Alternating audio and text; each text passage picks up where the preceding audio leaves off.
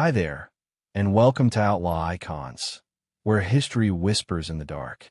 Tonight, we're stepping beyond the Hollywood legend, beyond the laughter, beyond the funny how moment that made audiences uneasy. Because the man you saw in Goodfellas, that wasn't even the worst of him. Tonight, we disappear into the true story of Tommy DeSimone, the real-life gangster behind Joe Pesci's character, a man so reckless, so violent, so uncontrollable, that even the Mafia decided he was too dangerous to live. He didn't just kill rivals. He killed made men. He killed associates. He killed civilians. And he believed his bloodline made him untouchable. Until one winter night in 1979, when he walked into a house in Queens thinking he was about to become a made man. And instead, he vanished forever. But before we begin, tell us in the comments, where in the world are you listening from? And what time is it there right now?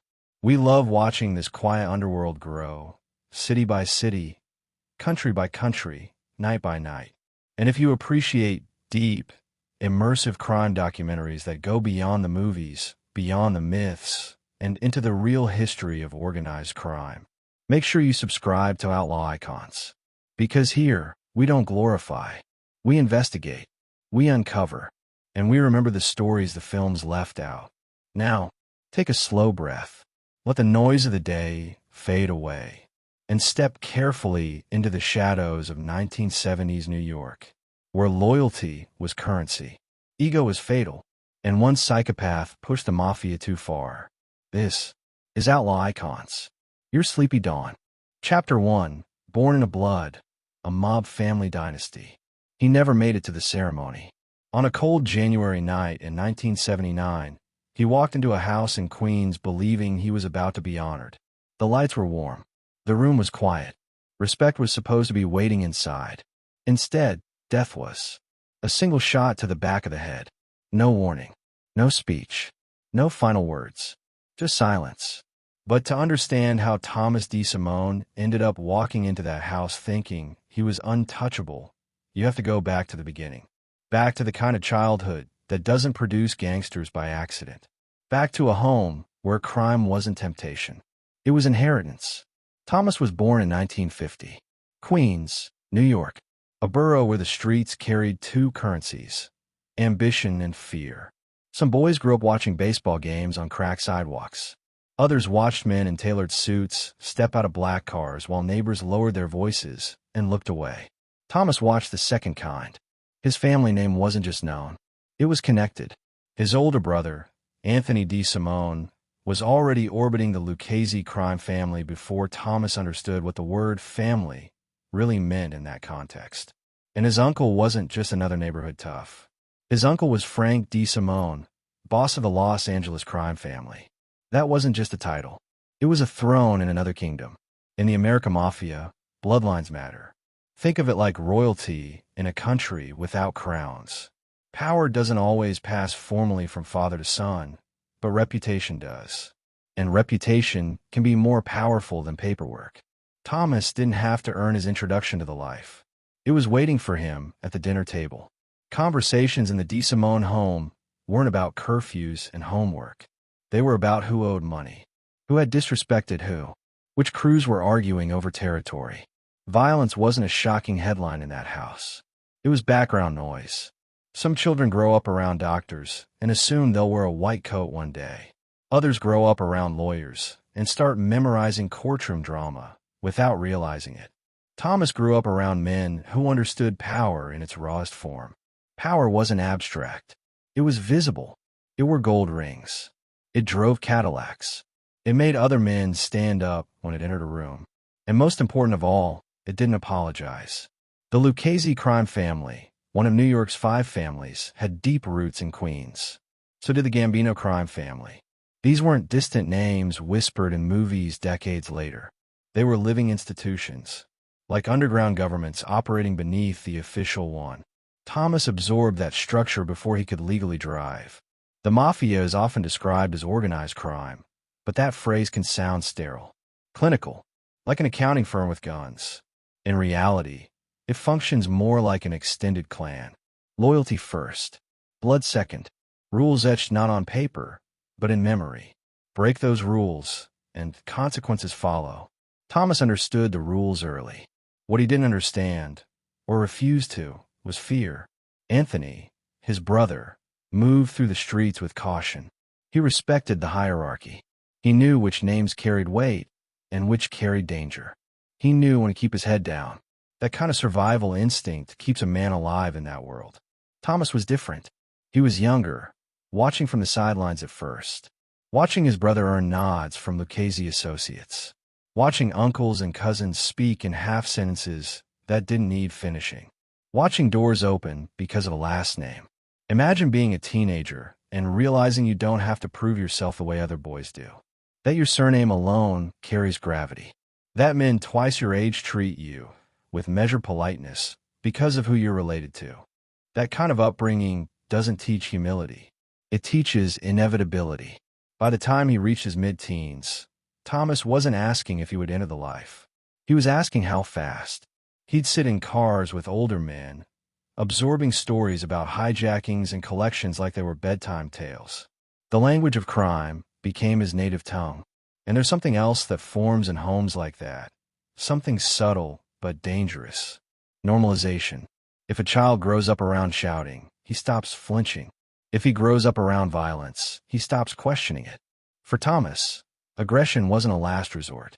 It was an available tool, like a hammer sitting in the toolbox. And when everything looks like a nail, a hammer becomes tempting. His uncle's position in Los Angeles added another layer. Frank DeSimone wasn't just connected. He was a boss. That meant influence stretched coast to coast. It meant Thomas carried a shadow longer than most young associates could dream of. Mob royalty. But royalty in the Mafia doesn't guarantee safety. It guarantees expectation. Men watched him, some out of respect, some out of curiosity, some out of quiet resentment. In that world, bloodlines can inspire loyalty or envy. Thomas didn't notice the difference. He saw the attention. He saw the deference.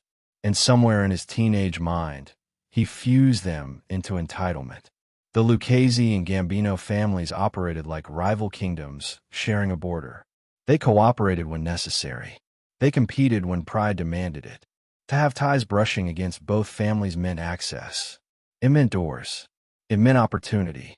It also meant walking a tightrope stretch between lions.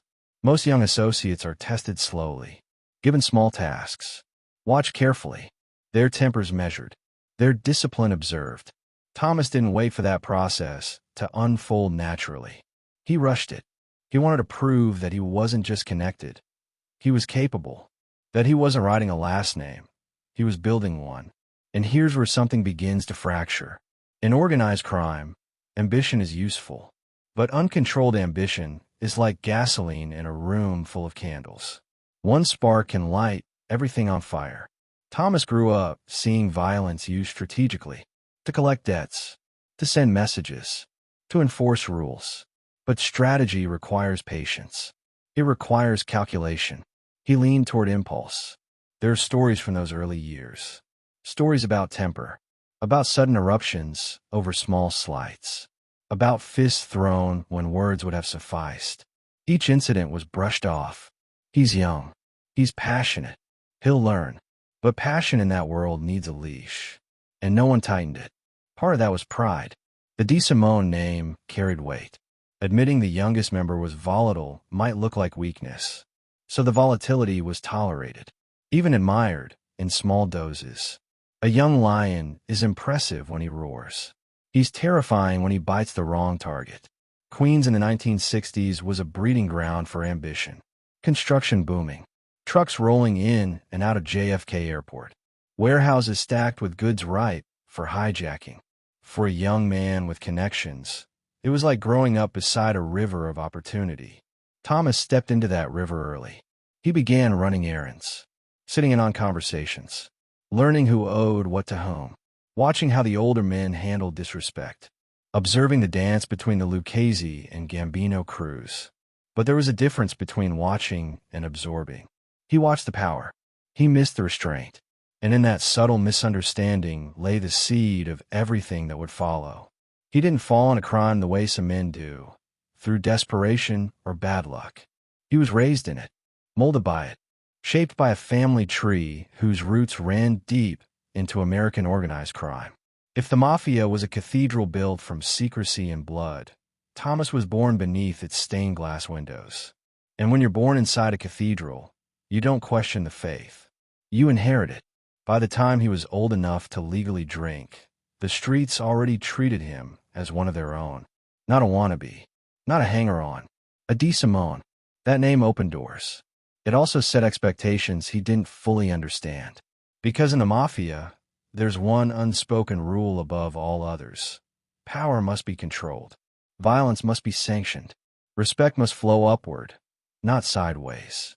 Thomas believed blood gave him a shortcut.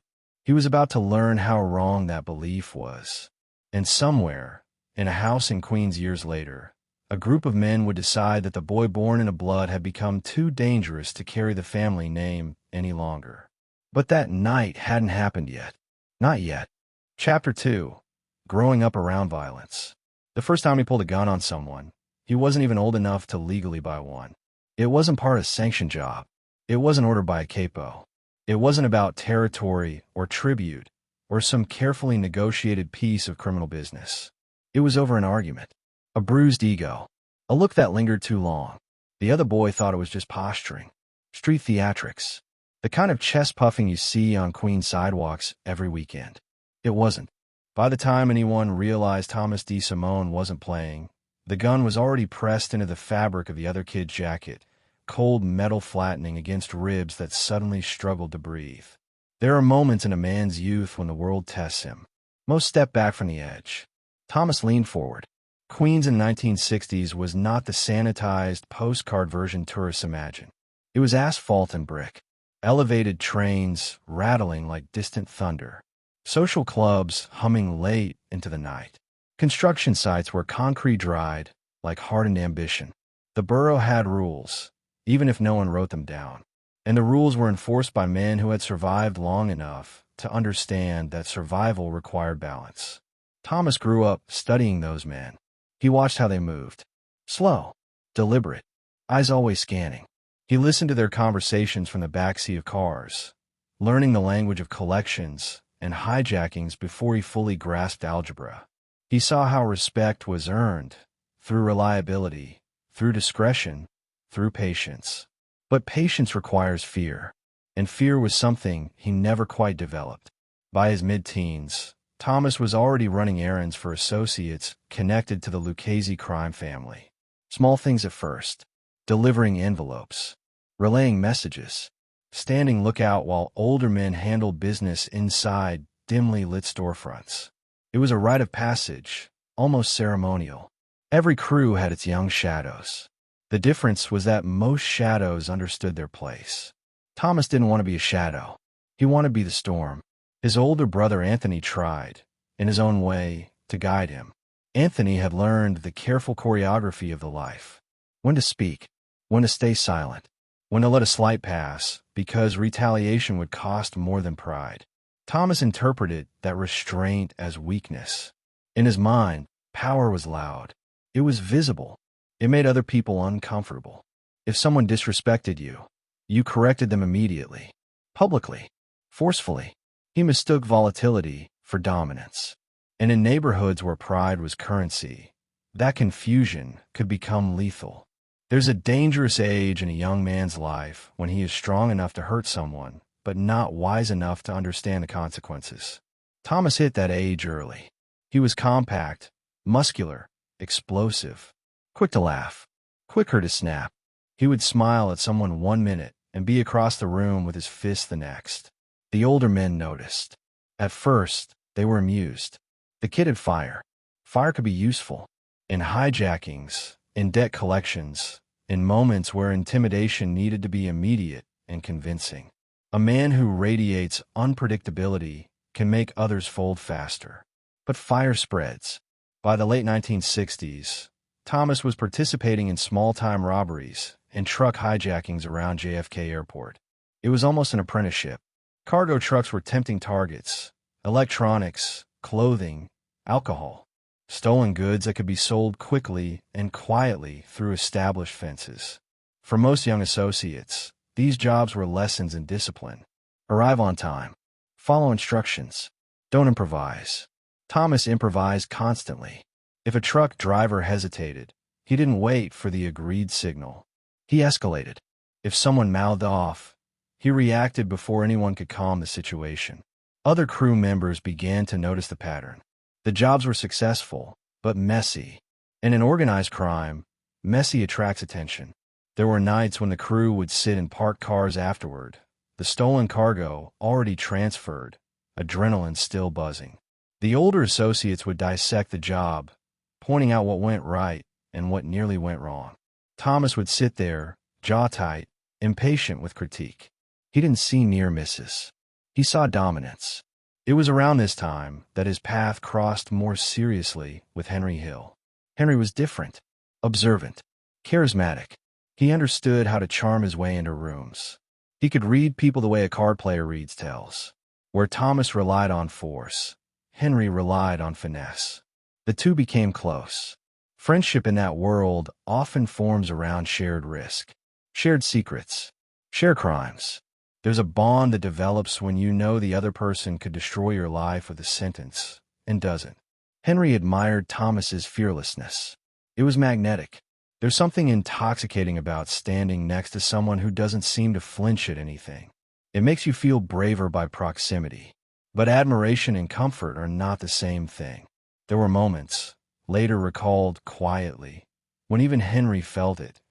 That subtle shift in Thomas's eyes. A flicker, a change in temperature, like a switch flipping somewhere behind the face. You could joke with him, until you couldn't. Violence was normalized in Thomas's home, but on the street it became sport. He didn't just use it when necessary. He gravitated toward it. He leaned into confrontation the way some men lean into applause. One evening in a neighborhood bar, a small insult turned into a demonstration. The man who made the mistake thought he was teasing. A light jab, a throwaway comment about Thomas's height. It lasted 3 seconds. The bar went quiet as Thomas crossed the room and beat him with a ferocity that stunned even seasoned associates. Chairs overturned, glass shattered, blood smeared across tile. The lesson was clear. No one laughs at a DeSimone. But here's what matters. The beating wasn't ordered. It wasn't strategic. It didn't serve a larger purpose. It was emotional. In organized crime, emotion is a liability. Decisions are supposed to be transactional. You hurt someone because it advances business. You kill someone because it protects structure. The moment violence becomes personal, the structure weakens. Thomas didn't see that distinction. By the time he was barely out of his teens, he had developed a reputation, not just as a capable associate, but as someone who could not be predicted. And unpredictability can be as dangerous to allies as it is to enemies. His bloodline continued to shield him. The Lucchese connections, the Gambino proximity, the uncle in Los Angeles. It all formed an invisible armor around him. When complaints surfaced, they were often softened, redirected, excused. He's young. He'll settle down. He's got heart. But heart in that world is only valuable if it's controlled. There's a quiet moment that often goes unnoticed in the lives of men like Thomas. A fork in the road where discipline could still be learned, where mentorship could still take root. He reached that fork and stepped past it. As hijackings grew larger and profits increased, so did Thomas's appetite. Money flowed faster now, cash stuffed into envelopes, jewelry tucked into coat pockets, a taste of power that felt immediate and tangible. But with greater stakes came greater scrutiny. The Lucchese and Gambino families weren't street gangs. They were structured hierarchies. Killing someone without permission, especially someone connected, wasn't just frowned upon. It was forbidden. Think of it like crossing a border with a loaded weapon and no passport. You don't just face consequences. You ignite conflict. Thomas didn't fully grasp that yet. He saw himself as protected. He believed that his family ties gave him leverage others didn't have. That if things escalated, someone would step in on his behalf. That belief would one day cost him everything. But at this stage, it fueled him. There were nights in Queens where the air hung thick with summer humidity, and Thomas would stand outside social clubs watching older made men arrive. He'd study the way people deferred to them, The quiet nods. The careful tone shifts. He wanted that. Not the responsibility. Not the burden. The visible dominance. And dominance, in his mind, was proven through action. The problem was that he began acting without being asked. He would escalate collections beyond instruction, turn warnings into beatings, turn intimidation into humiliation. Each time, he pushed slightly further, like a gambler raising the stakes to see who flinches. The tragedy is that no one stopped him early enough. Some were afraid to confront him directly. Others believed he would mature. A few even admired the aggression, mistaking recklessness for strength. And so he kept going. The friendship with Henry deepened during these years. They spent long nights together, talking, laughing, planning jobs. Henry saw both sides, the charm and the volatility. He would later admit that Thomas was one of the most frightening men he had ever known. Not because he was loud, but because he could switch. One moment he'd be cracking jokes. The next, his face would go cold, like someone turned off a light behind his eyes. There's a particular kind of danger in someone who doesn't seem to experience hesitation. It unsettles people. It erodes the natural rhythm of conversation and trust. Thomas was becoming that kind of man. By his early 20s, he was no longer just a kid running errands. He was embedded in serious criminal activity. Robberies, hijackings, armed confrontations. The jobs were getting riskier, and so was he. He began to test boundaries not just with outsiders, but with his own world, questioning decisions, acting independently, speaking with a confidence that bordered on defiance. In a rigid hierarchy, that's a warning sign. But he had grown up around power. He had seen it firsthand. He didn't believe the rules applied to him the way they applied to others. He wasn't trying to earn a seat at the table. He believed he already had one. And that belief, quiet, swelling, unchecked, was more dangerous than any weapon he carried. Because in the Mafia, the worst sin isn't violence. It's disrespect. And Thomas DeSimone was beginning to blur that line. The streets of Queens were watching. The crews were watching. Some with admiration. Some with unease. They saw the same thing. A young man born into blood, raised around violence, shaped by mob royalty, and increasingly incapable of controlling himself. And somewhere in the background, like distant thunder, consequences were gathering. He didn't hear them yet. He was too busy making noise. Chapter 3. What Goodfellas got right, and what it hid. The laughter in the bar feels real. That's what most people remember. The way the room froze when he asked, "Funny how?" The way tension crawled across the table like a slow fuse burning towards something explosive. The way violence hovered just beneath the surface of a joke. For millions of viewers, that scene defined him. Charismatic, volatile, dangerous, but almost theatrical. But here's the problem with cinema. It edits. And what was edited out of Thomas DeSimone's life wasn't just detail. It was scale. By the time Goodfellas hit theaters in 1990, audiences believed they had met him. They thought they understood the real-life figure behind the character. The impulsive hothead. The small-time gangster with a hair-trigger temper. The guy who shot Spider for mouthing off. But the film only showed fragments. And fragments can be misleading. The truth is, the movie softened him. Not because it wanted to lie, but because even Hollywood has limits. The version on screen, Tommy DeVito, was terrifying in bursts. He could go from laughter to menace in a heartbeat. He stabbed Billy Bats in a fit of rage. He shot a kid over a joke. He radiated instability. And yet, even that version had edges rounded down. The real Thomas DeSimone wasn't just volatile. He was accelerating. There's a difference between a man who loses control in isolated moments and a man who begins to crave the loss of control. In the film, violence feels reactive, emotional, triggered by disrespect. In real life, the pattern was darker. The Spider murder. Yes, that happened. The young waiter who dared to talk back. The gunshot that echoed through a Queens bar and ended a life over wounded pride. The movie portrayed it almost casually, as a horrifying but contained moment. But what the screen doesn't capture is the atmosphere afterward. The silence. The realization among the men present that this wasn't just an outburst. It was a warning. Because killing an associate, especially one connected to your own orbit, is not something you brush off with a shrug. It draws attention. It creates paperwork. It forces explanations up the chain of command. In the film, consequences feel delayed, almost abstract. In reality, every unauthorized act leaves a stain, and stains accumulate. The Billy Bats murder is perhaps the most famous moment tied to DeSimone's life. On screen, it unfolds like a pressure cooker.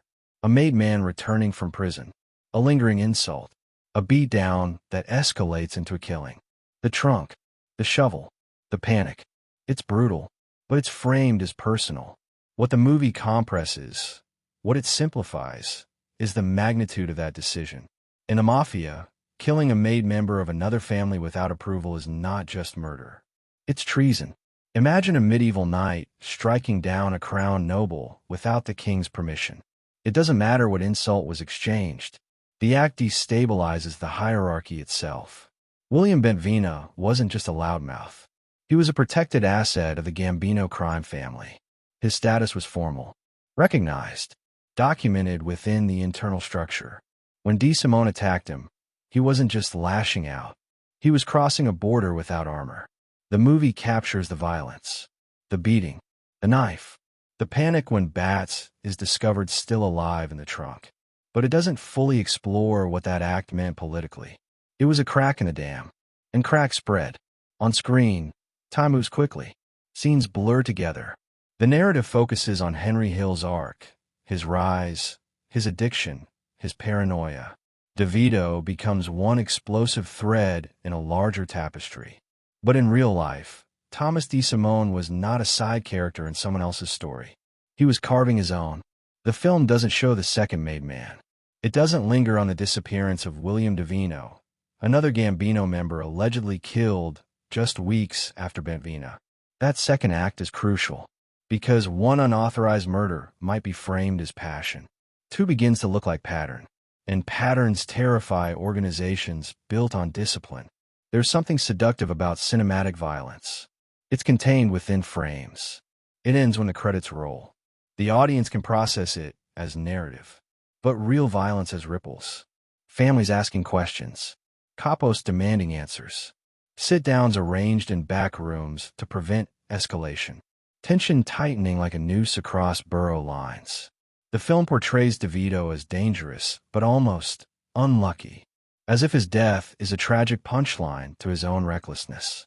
Reality was colder. Thomas DeSimone wasn't just reckless. He was eroding trust. And in the Mafia, trust is infrastructure. Without it, the entire structure collapses. There's another omission the film makes. A civilian death. Howard Goldstein, a businessman caught in the crossfire of a robbery. Not a rival. Not an associate. Not someone playing the game. An outsider. In the cinematic version of events, violence remains largely inside the ecosystem of organized crime. Gangster against gangster. Associate against associate. But when an innocent man dies during a botched or escalated crime, the equation changes. It draws law enforcement heat, media attention, political pressure. The Mafia can survive internal bloodshed. It struggles when public outrage ignites. The film doesn't dwell there, because that version of Thomas DeSimone is harder to romanticize. And then there's Frenchy McMahon. The name barely echoes in mainstream retellings.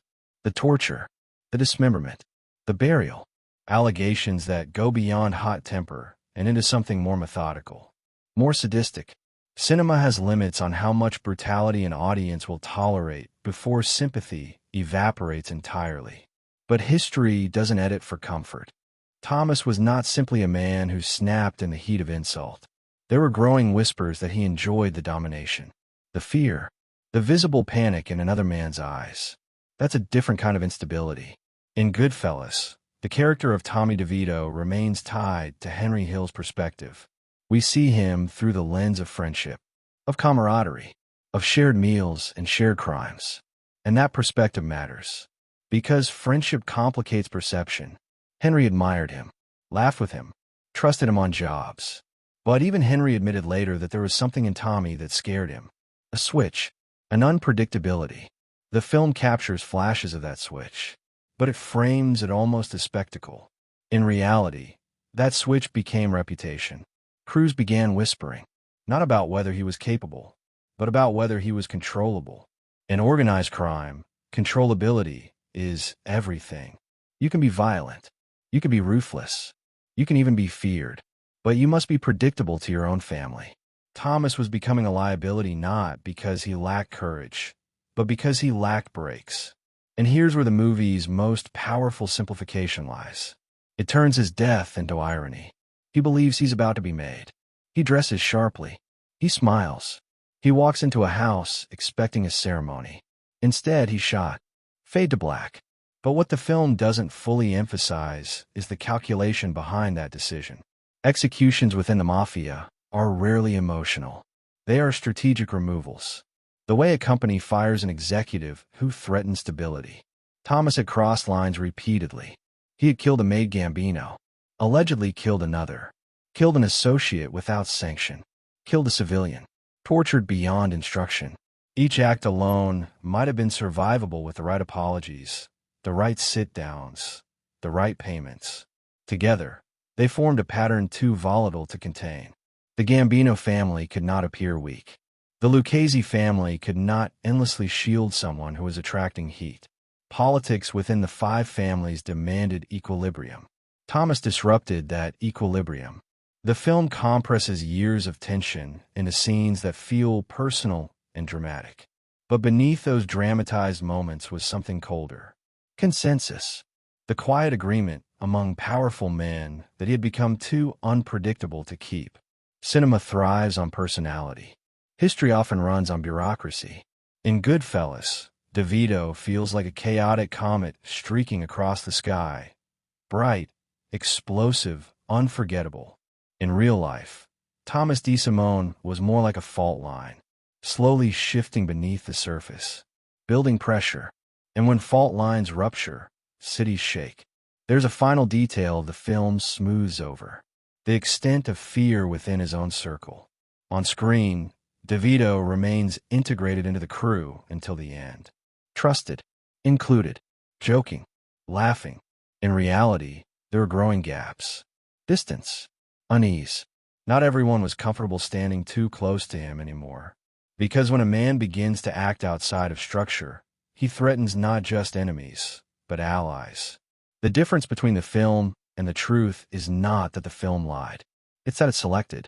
It chose the most cinematic moments, the ones that served a narrative arc. But Tommy DeSimone's life was not an arc. It was a trajectory. Upward. Faster. More unstable. And trajectories like that do not end quietly.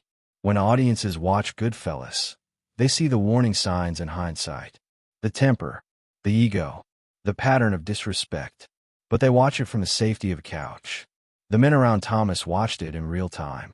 And real time offers no rewrites. By the late 1970s, the difference between character and reality had become stark. The film version of Tommy DeVito feels like a supporting player in Henry Hill's downfall.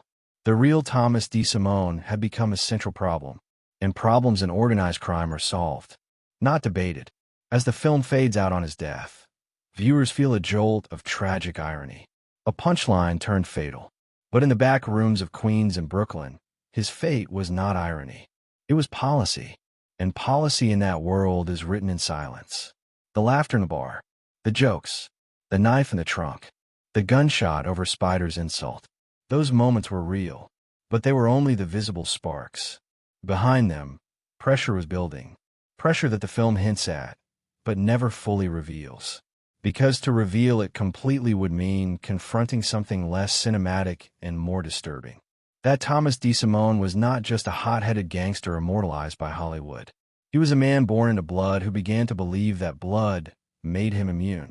And in the Mafia, immunity is a myth. The next chapter of his life would prove it. Because what happened after Billy Bats was not just a continuation of chaos. It was escalation. And escalation always demands a response. Chapter 4. The Spider Murder. Impulse Killing. The gunshot wasn't loud at first. Not in the way people imagine gunshots to be. It didn't echo like a cannon or shatter the night into pieces. It cracked. Sharp. Close. contained inside the low ceiling of a Queen's bar that smelled of beer and sweat and cheap cologne. For a split second, no one moved. The jukebox kept playing. A glass tipped over, and a young man named Michael, known to everyone as Spider, collapsed onto the floor with confusion still on his face, as if he was waiting for someone to say it was a joke. It wasn't, and the man holding the gun didn't look shocked. He looked irritated. To understand why that moment mattered, why it was more than just another violent episode, you have to see the room the way it was. The lights were low. The laughter had been easy. Cards were spread across a table sticky from spilled drinks. Money changed hands in small, casual stacks. It was a familiar scene. A social club masquerading as a bar functioning as a clubhouse operating as an unofficial extension of the Lucchese orbit. Spider was young, barely into adulthood. He wasn't a made guy. He wasn't a capo. He wasn't anyone who commanded authority. He was a kid trying to earn his way in, serving drinks, running errands, trying to be useful. That's the thing about associates. They exist in the shadow of power, close enough to feel its warmth, far enough to be expendable. Thomas DeSimone had already been drinking that night. He'd been in a mood, half playful, half volatile. The kind of mood his friends had learned to read carefully. Laugh too hard, and he might think you're mocking him. Laugh too little, and he might think you're disrespecting him. Spider had been shot in the foot weeks earlier during a separate incident, another careless, violent moment involving Thomas. He'd limped around since then, enduring jokes, enduring the humiliation of weakness in a world that despises weakness. That night, something small happened. A comment, a delayed drink, a tone that felt slightly too casual. Accounts vary in the exact wording, but the essence remains the same. Spider spoke back, not aggressively, not threateningly, but with a sliver of defiance. And for Thomas, that sliver was enough. In organized crime, hierarchy is oxygen. Everyone knows where they stand. Disrespect is not just about ego, it's about structure. If a young associate can challenge you openly, it suggests you're losing control. But here's what matters. The structure didn't require Spider to die. He wasn't a rival. He wasn't a threat. He wasn't undermining business. He was a kid trying to keep his dignity intact after being humiliated. Thomas didn't weigh those variables. He reacted. The gun appeared almost casually. A reflex. A punctuation mark at the end of a sentence that could have ended differently. He shot him once. Spider dropped. There are stories that he then fired again, because someone laughed, because he felt the need to reinforce the moment, because silence wasn't immediate enough. What's certain is this: the room froze.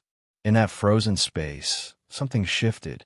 Up until that night, Thomas's volatility had largely stayed within the margins of business. Fights during collections, excessive force during robberies, violence directed at people already in the game. Spider was inside the orbit, but he wasn't playing at Thomas's level. He was lower. You don't shoot down the ladder unless you want the ladder to shake. The older men in the room understood that instinctively. There are killings that serve a purpose. There are killings that send a message. And then there are killings that reveal something about the killer. This was the third kind. In the aftermath, panic didn't explode outward. It moved inward. Quiet. Controlled. The body was handled. Explanations were crafted. Stories adjusted. Because the last thing anyone wanted was outside attention. But internally, the assessment had begun. Was this just another example of Thomas's temper? Or was it evidence of something deeper? In the Mafia, violence is a tool. Like a wrench or a hammer. It's used deliberately. Calculated. Measured. The wrong amount applied at the wrong time can strip the bolt or shatter the frame.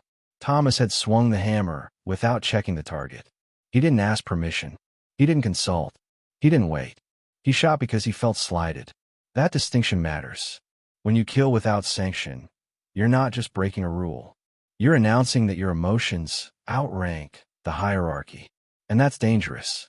The men around him reacted carefully. No one screamed at him. No one pulled a gun in response. But there were glances, quick calculations, the kind of silent math that happens when people realize the risk level in the room just changed. Henry Hill would later describe the moment with a mix of awe and dread. He'd laugh about it in interviews. frame it as part of the madness of that era. But beneath the laughter was something else. Fear. Because if Thomas could shoot Spider over a minor insult, what would stop him from shooting someone else for something equally trivial? That question lingers in rooms long after the blood is cleaned up. The Spider murder did not trigger an immediate death sentence. It didn't ignite war between families. But it added weight to Thomas's file, an invisible dossier building in the minds of powerful men. He was becoming unpredictable. And unpredictability in organized crime is like a cracked foundation. It might not collapse immediately, but it weakens everything above it.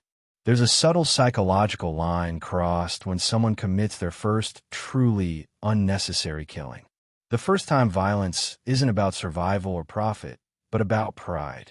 Once that line is crossed, it becomes easier to cross again. Spider's death was not a grand strategic move. It was impulse. Impulse fueled by ego. Impulse reinforced by alcohol. Impulse executed with lethal finality. And the worst part? Thomas didn't seem haunted by it. There were no visible cracks in his demeanor afterward. No retreat. No self-correction. If anything, the act seemed to inflate him. As if proving he would go that far elevated him in some unspoken ranking system. But that ranking system existed only in his head. Within the actual hierarchy, his stock had not risen. It had destabilized.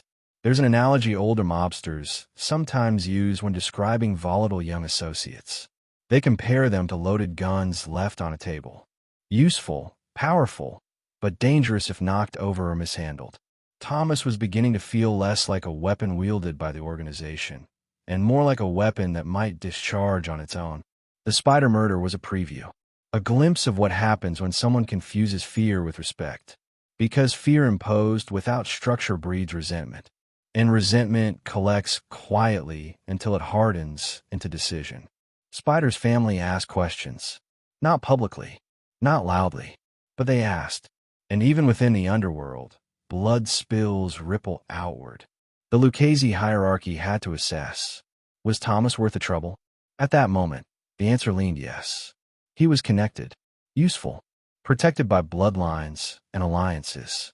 And Spider, in the cold arithmetic of organized crime, was expendable. But expendable doesn't mean forgotten. Every unauthorized act narrows the margin for error next time. And Thomas didn't adjust. If anything, the successful cover-up reinforced a dangerous belief that he could act first and sort out consequences later. He had grown up seeing powerful men smooth over messes. He assumed that machinery would protect him too. What he failed to understand is that machinery protects assets. And assets are only valuable if they remain controlled. The night Spider died, something else was born. Not just another rumor about Thomas's temper, but a narrative. That he was escalating. That he lacked restraint. That he might not stop at associates. In a world governed by rules older than most of its participants, restraint is survival. Thomas was losing his. And though no one said it out loud yet, there was a quiet realization spreading through certain corners of Queens and Brooklyn. If he could shoot Spider for a joke, what would he do when faced with real provocation? That question would soon be answered. And the answer would shake the balance between families. Because the next man to test Thomas's pride wouldn't be an associate. He would be made. And killing a made man is not impulse.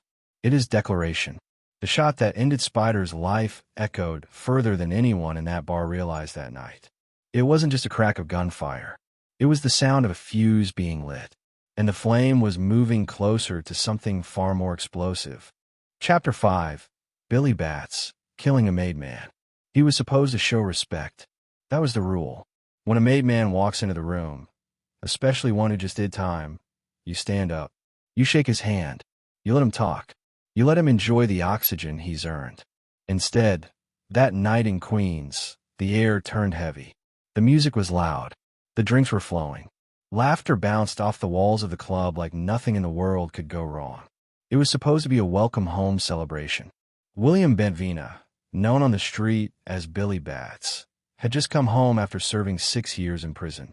He was a soldier in the Gambino crime family, a man who had paid his dues in the literal sense. Prison buys a kind of respect. It hardens your reputation. But respect in the Mafia is a delicate currency. It flows upward. It's never demanded from below. Thomas DeSimone was there that night. Short, compact, charged with the same restless energy he always carried. The room buzzed when Bats walked in. People stood. People toasted. Thomas stayed seated a beat too long. It was small, subtle. But in that world, seconds matter. Bats had known Thomas since he was a kid. Back when Thomas ran around the neighborhood, trying to look older than he was. Bats remembered him shining shoes. Remembered him as a kid in the periphery. That memory stuck.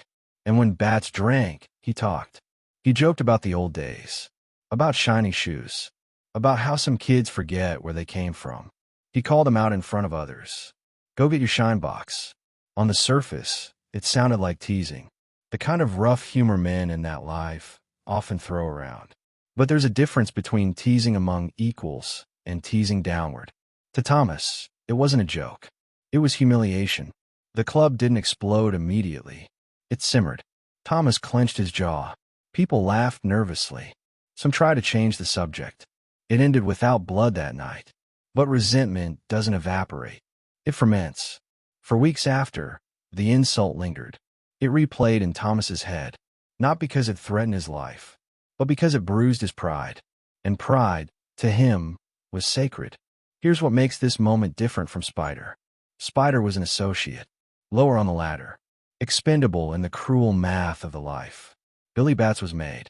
To understand what that means, imagine a secret society where membership requires blood oath, sponsorship, approval from high-ranking members, and formal ceremony. Once made, you are protected. Your status is acknowledged across families. Killing a made man without permission is not just murder. It's an act of war. That protection is the cornerstone of Mafia stability. It ensures disputes don't spiral into chaos. It's the firewall between insult and annihilation. Thomas knew that. He didn't care. The night it happened, Bats walked back into that club unaware that the earlier insult had calcified into something more dangerous. The drinks were flowing again. The music filled the room. Thomas approached him with a smile. Witnesses would later describe how quickly the tone shifted. A few words exchanged. Then a strike. A punch so sudden it knocked Bats off balance. And then another. And another. The room erupted. Not in cheers. In confusion. You don't attack a made man like that. You don't escalate publicly. But Thomas didn't stop. He beat him viciously. Others joined in, Jimmy Burke among them, either out of loyalty, momentum, or shared anger. Bats hit the floor. And here's where everything crossed the line. He wasn't dead. Yet, the decision to kill him didn't unfold in a quiet boardroom. It unfolded in adrenaline, in ego, in panic. They dragged him out, stuffed him into the trunk of a car. Blood smeared across upholstery, and as the trunk slammed shut, they believed the worst was over. It wasn't, because in the trunk, Billy Bats was still breathing. That detail matters. It transforms a brutal beating into something colder. When they opened the trunk later, they found him alive. Barely. And that's when Thomas finished it. Multiple stab wounds. Repeated. Deliberate. You can argue that the initial attack was emotional. You cannot argue that the stabbing in the trunk was. That was choice. That was finality. And in that moment, Thomas DeSimone didn't just silence a man who insulted him. He detonated a political bomb. The Gambino family would notice. They would demand answers. Because if one of their soldiers could be beaten and killed without consequence, the structure meant nothing. The body was buried in an upstate New York field. Hastily. Quietly. The ground swallowed the secret. But secrets in that world don't stay buried. They circulate. Whispers move faster than trucks on the Van Wyck Expressway. Word began to spread. Not loudly. Not publicly. But enough. Thomas had killed a made Gambino soldier. Without approval. Without consultation. Without a sit-down. In organized crime, a sit-down is like a diplomatic summit. Disputes are aired. Reparations discussed. Lines drawn carefully to avoid war. Thomas bypassed diplomacy. He acted. Now the Lucchese family had a problem. Thomas operated within their orbit. He was connected, protected by ties and bloodlines. But how do you defend someone who breaks one of the cardinal rules? You negotiate. You apologize quietly. You make assurances, and you watch him carefully. The film Goodfellas captures the brutality, the panic over the body, the moment in the trunk when Bats is discovered alive. But what it compresses is the aftermath, the tension, the backroom conversations, the quiet fury within the Gambino ranks. Because killing a made man is like killing a diplomat under a flag of truce. It challenges the entire ecosystem. Thomas may have believed he proved strength that night. In reality, he exposed vulnerability. His volatility was no longer contained within small circles. It had crossed family lines. And family lines matter more than friendship in that world. The next days were tense. There were meetings, questions. Who authorized this? Who sanctioned it? Was it self-defense? Was there provocation? Insults don't justify execution in Mafia code. Not without permission. Thomas offered no apology, no visible remorse. If anything, he carried himself with defiance, as if daring someone to confront him. That confidence was rooted in his belief that his bloodline shielded him. He had ties. He had backing. He had allies. But alliances have limits. Jimmy Burke, though powerful, was not made. He was Irish. He operated in Lucchese territory, but lacked formal protection within the structure. That nuance matters. Because when the heat rises, formal membership determines who lives and who absorbs blame. Thomas was neither fully insulated nor fully independent. He was in between, and in between is the most dangerous place to stand. The burial site didn't hold long. Construction later disturbed the ground. The body surfaced. Questions resurfaced with it. By then, the internal damage had already been done. The Gambinos never forgot. They didn't need immediate retaliation. Organized crime isn't street brawling. It's chess. And Thomas had just taken a queen without clearing the board. In the weeks after Bats's murder, Thomas didn't slow down. That might be the most telling detail of all. A man who understands the magnitude of his actions becomes cautious, quiet, strategic. Thomas accelerated. It was as if crossing that line emboldened him. As if once he'd violated the most sacred rule and survived the immediate fallout, he believed the rules were negotiable. They weren't. There's a moment in every escalating conflict when the outcome becomes inevitable, even if no one says it aloud. Billy Bats was that moment. Because killing a made man isn't just about ego. It's about hierarchy. It's about the chain of command. And Thomas had shattered it. The room that night, in Queens, started with music and laughter. It ended with blood in a trunk and a silent decision taking shape miles away. No one pronounced a sentence. No one declared war. But in private, men began to calculate. How many more incidents could they absorb?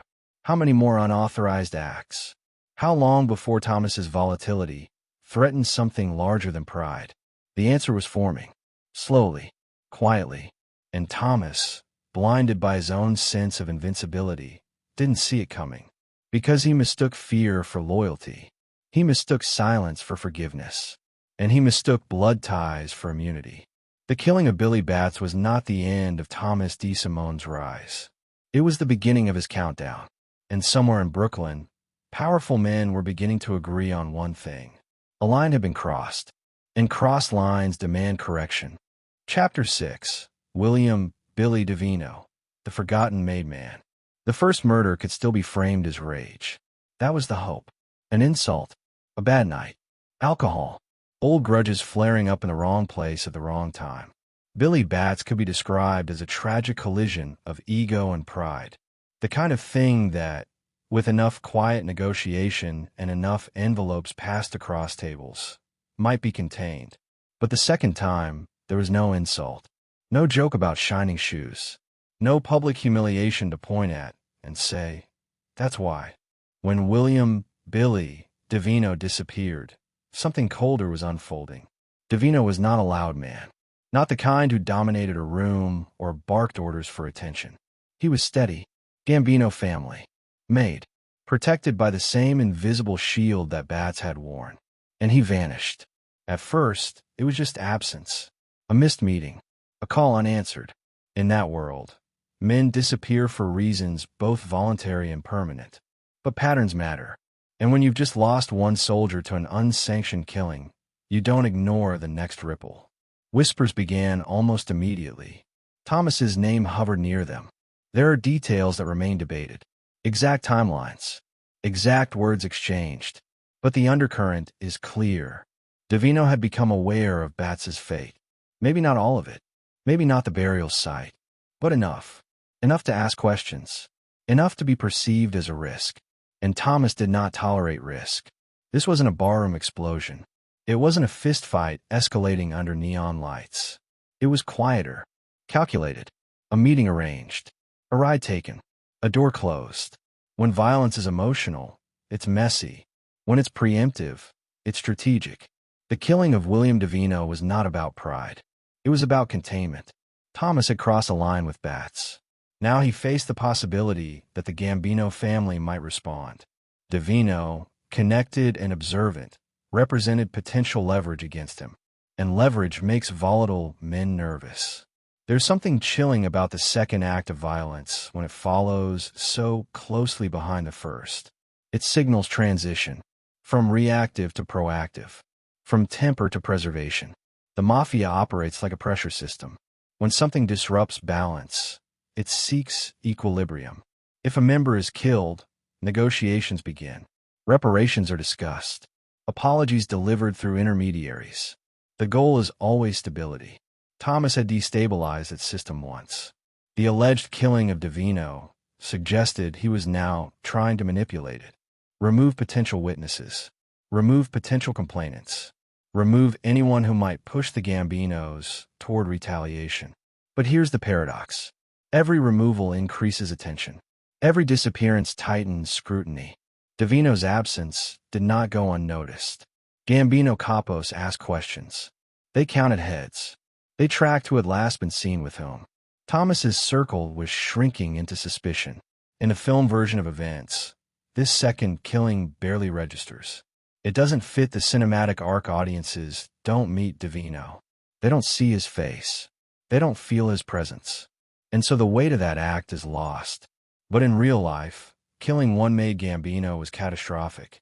Killing two was reckless. It moved from personal vendetta into systemic threat. Because if one crew could eliminate multiple made members of another family without immediate consequence, the entire hierarchy would unravel. That cannot be allowed. Thomas either didn't grasp that fully or believed his connections insulated him. His bloodline, his ties to Lucchese associates, the reputation of his uncle out west, all of it formed a psychological armor around him. Armor can make you brave. It can also make you careless. The method of Devino's disappearance reflects that shift from impulse to intent. There was no drunken crowd, no music playing, no spur-of-the-moment humiliation. It was arranged. In organized crime, arranged meetings carry meaning. They signal respect. They signal business. They signal safety. Turning that signal into a trap is not uncommon. But doing so across family lines is volatile. Imagine inviting a diplomat to dinner and never letting him leave. The silence afterward is deafening. Within the Lucchese orbit, unease began to grow. Thomas was their associate, their problem to manage. The Gambinos would not accept endless excuses. Sit-downs likely followed. Quiet conversations between representatives. Demands for assurance. Maybe even restitution. But how do you guarantee the behavior of a man who doesn't respond to discipline? Thomas was not made. That detail matters. As an associate, he lacked formal status. That meant he was both less protected and less constrained. Killing him would not require the same layers of approval that killing a made man would. He was expendable, but he was also useful. That tension kept him alive, temporarily. The killing of Devino reinforced a pattern. Thomas was not just reacting to slights. He was eliminating perceived threats before they could fully materialize. It's a logic some criminals adopt. Strike first to avoid being struck. But preemptive violence erodes trust faster than reactive violence, because it implies paranoia, and paranoia destabilizes alliances. By this point, Thomas's name carried a different tone when spoken in back rooms. Not admiration, not even fear in the dramatic sense. Concern. Concern is quieter than anger. It doesn't shout. It calculates. The Gambinos were now down 2 men allegedly tied to Thomas's orbit. That's not coincidence. That's escalation. Escalation invites response. Yet Thomas continued operating. Hijackings. Robberies. Nightclubs. He laughed. He socialized. He moved through Queens like a man who believed he had weathered the storm. But storms don't vanish that quickly. They gather offshore. And the sea was getting rough. There's an important distinction between how street-level associates perceive violence and how leadership perceives it. At the lower levels, brutality can inspire loyalty. It signals toughness, commitment, a willingness to go further than others. At the top, brutality without sanction signals liability. Thomas was drifting from asset to liability. The killing of Devino, forgotten in popular retellings, was a turning point in that transformation. Because now the pattern was undeniable. One made Gambino murdered in rage. Another made Gambino allegedly eliminated to prevent exposure. That's not hot temper. That's instability. And instability in a tightly organized structure is intolerable. The Lucchese family faced a choice. Continue shielding him and risk broader conflict, or distance themselves and let the Gambinos handle the problem. For a time, distance prevailed. Thomas was still connected to profitable operations. He was part of crews generating money. Money buys patience, but patience has limits. The disappearance of Devino also altered internal dynamics within Thomas's circle. Not everyone shared his appetite for risk. Some associates began stepping back. Conversations shortened. Meetings shifted locations. Trust was thinning. Henry Hill, watching from within, sensed it. He would later describe Thomas as someone who was crazy, but the word doesn't capture the nuance. It wasn't madness in the clinical sense. It was escalation without reflection. Each act reinforced the belief that he could survive the next, until survival itself became uncertain. Devino's body was never publicly displayed like Batz's eventual discovery. There were no sensational headlines linking Thomas directly to him. That's part of why the story fades in mainstream accounts. But within the underworld, absence speaks loudly. 2 Gambino soldiers gone, both tied to the same volatile associate. The mathematics became simple. If Thomas continued, he would eventually trigger something irreversible. And irreversible in that world often means war. War is bad for business, bad for families, bad for everyone. So solutions begin forming long before they're executed. Thomas might have believed that eliminating Devino reduced his risk. In reality, it amplified it. Because now the question wasn't whether he had crossed a line. It was how many lines remained, and whether the Gambinos would tolerate a third. There's a moment in every criminal escalation where the protagonist believes they are tightening control, while observers see control slipping. Thomas was tightening. The families were observing. The balance was tilting. And somewhere behind closed doors, the idea began to solidify. This can't continue. The killing of William Devino was not cinematic. It didn't unfold under bright lights or dramatic dialogue. It was quiet, strategic, and more dangerous than the explosive violence that preceded it. Because it signaled that Thomas was not just reacting. He was anticipating. And anticipation, when driven by paranoia and ego, is a recipe for catastrophic miscalculation. He believed he was removing threats. In reality, he was becoming one. And threats, in the Mafia, are eventually neutralized. The fuse that began burning with Spider had flared with Bats. With Devino, it burned steadily. Closer, closer, toward a house in Queens where warmth and ceremony would mask something colder. But that house was still months away. For now, Thomas walked the streets believing he had outmaneuvered consequences. He hadn't. He had only delayed them. Chapter 7. Howard Goldstein, the innocent victim. The door wasn't supposed to open that way. It was supposed to be quick, controlled, a smooth robbery. In and out, masks on, guns visible but not fired. The kind of job that had become routine for men who live in the shadows between legality and power. Instead, the air cracked with a sound that didn't belong there. A gunshot. And when the smoke cleared, Howard Goldstein was on the floor. He wasn't a mobster. He wasn't an associate. He didn't owe money to anyone in Queens or Brooklyn. He wasn't part of the game. He was a businessman, a jeweler, a man who woke up every morning thinking about inventory, customers, and keeping the lights on. That distinction matters, because in organized crime, there's an internal logic, a cruel, cold logic, but a logic nonetheless. Violence is directed at rivals, at defectors, at those who break rules. The ecosystem polices itself. Civilians are collateral only when the system frays. And by the time Howard Goldstein died, the system around Tommy DeSimone was fraying. The robbery had been planned the way many robberies were planned. Target selected, timing discussed, entry points mapped out. It wasn't random chaos. It was business. Thomas had grown comfortable with this kind of work. Hijackings, stick-ups, intimidation. He understood the mechanics. Guns drawn, voices raised, fear manufactured. Fear in robbery is a tool, but tools require discipline.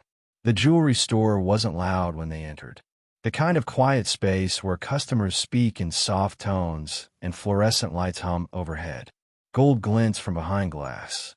Cameras blink red in corners no one notices until it's too late. Howard was behind the counter. He didn't scream. He didn't lunge. He reacted the way most unarmed men react when confronted by armed strangers.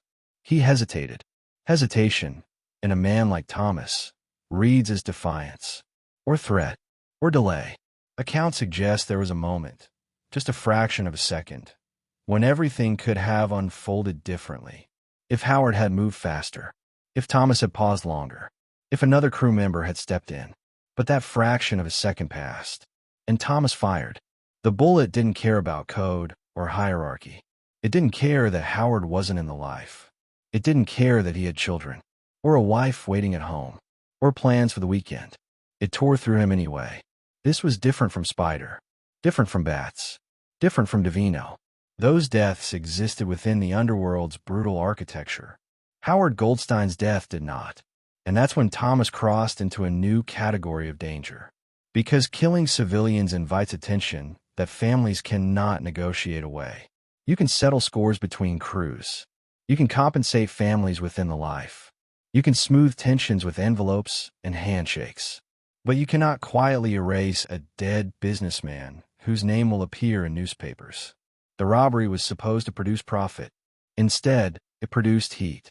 Sirens don't discriminate between mobsters and civilians. Detectives don't care about internal codes when a man is dead behind counter. The investigation began immediately.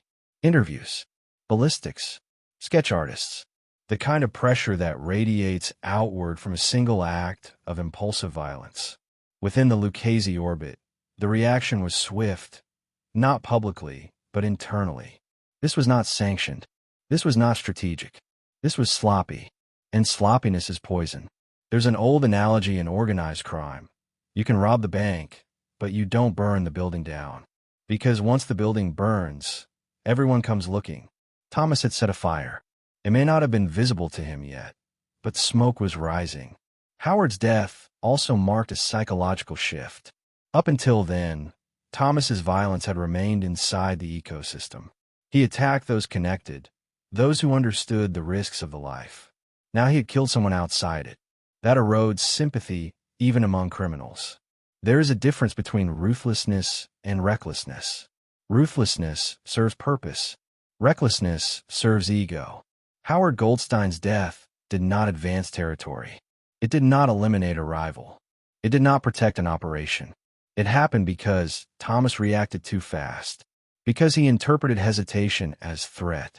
Because his finger moved before his brain caught up. And in that world, split seconds matter. After the robbery, Thomas did not spiral into visible remorse. There were no breakdowns, no public expressions of regret. Those who knew him described irritation more than guilt. Irritation at complications. Irritation at scrutiny. That detail reveals something unsettling. When killing becomes procedural, the moral boundary dissolves. And when moral boundaries dissolve, escalation accelerates. The families now faced layered tension. Two made Gambinos allegedly dead. A civilian jeweler shot during a robbery. Law enforcement pressure rising. Media stories painting organized crime as reckless and violent. Heat is cumulative, and Thomas was generating it faster than it could dissipate. There were conversations, behind closed doors, in back rooms, over espresso cups that cooled untouched. The question was no longer whether Thomas had crossed lines.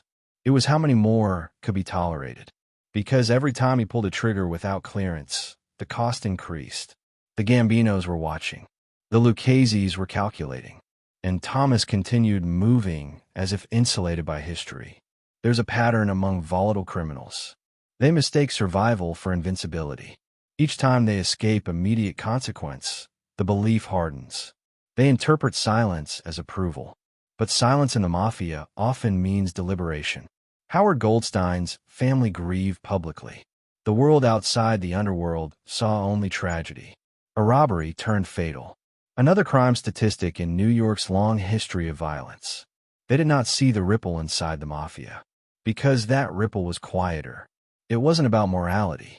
It was about exposure. Civilians dying creates noise. Noise invites scrutiny. Scrutiny disrupts profit. And profit is the lifeblood of organized crime. Thomas was no longer just a violent associate. He was becoming a financial liability. And financial liabilities are rarely protected indefinitely. Henry Hill would later recall the robbery with unease. Not because robbery itself shocked him. It didn't. But because the escalation felt unnecessary. Avoidable. That word lingers. Avoidable. If Thomas had waited. If he had restrained himself. If he had allowed the fear of the gun to do its job without firing it. Howard Goldstein might have gone home that night. But Thomas had grown accustomed to finality.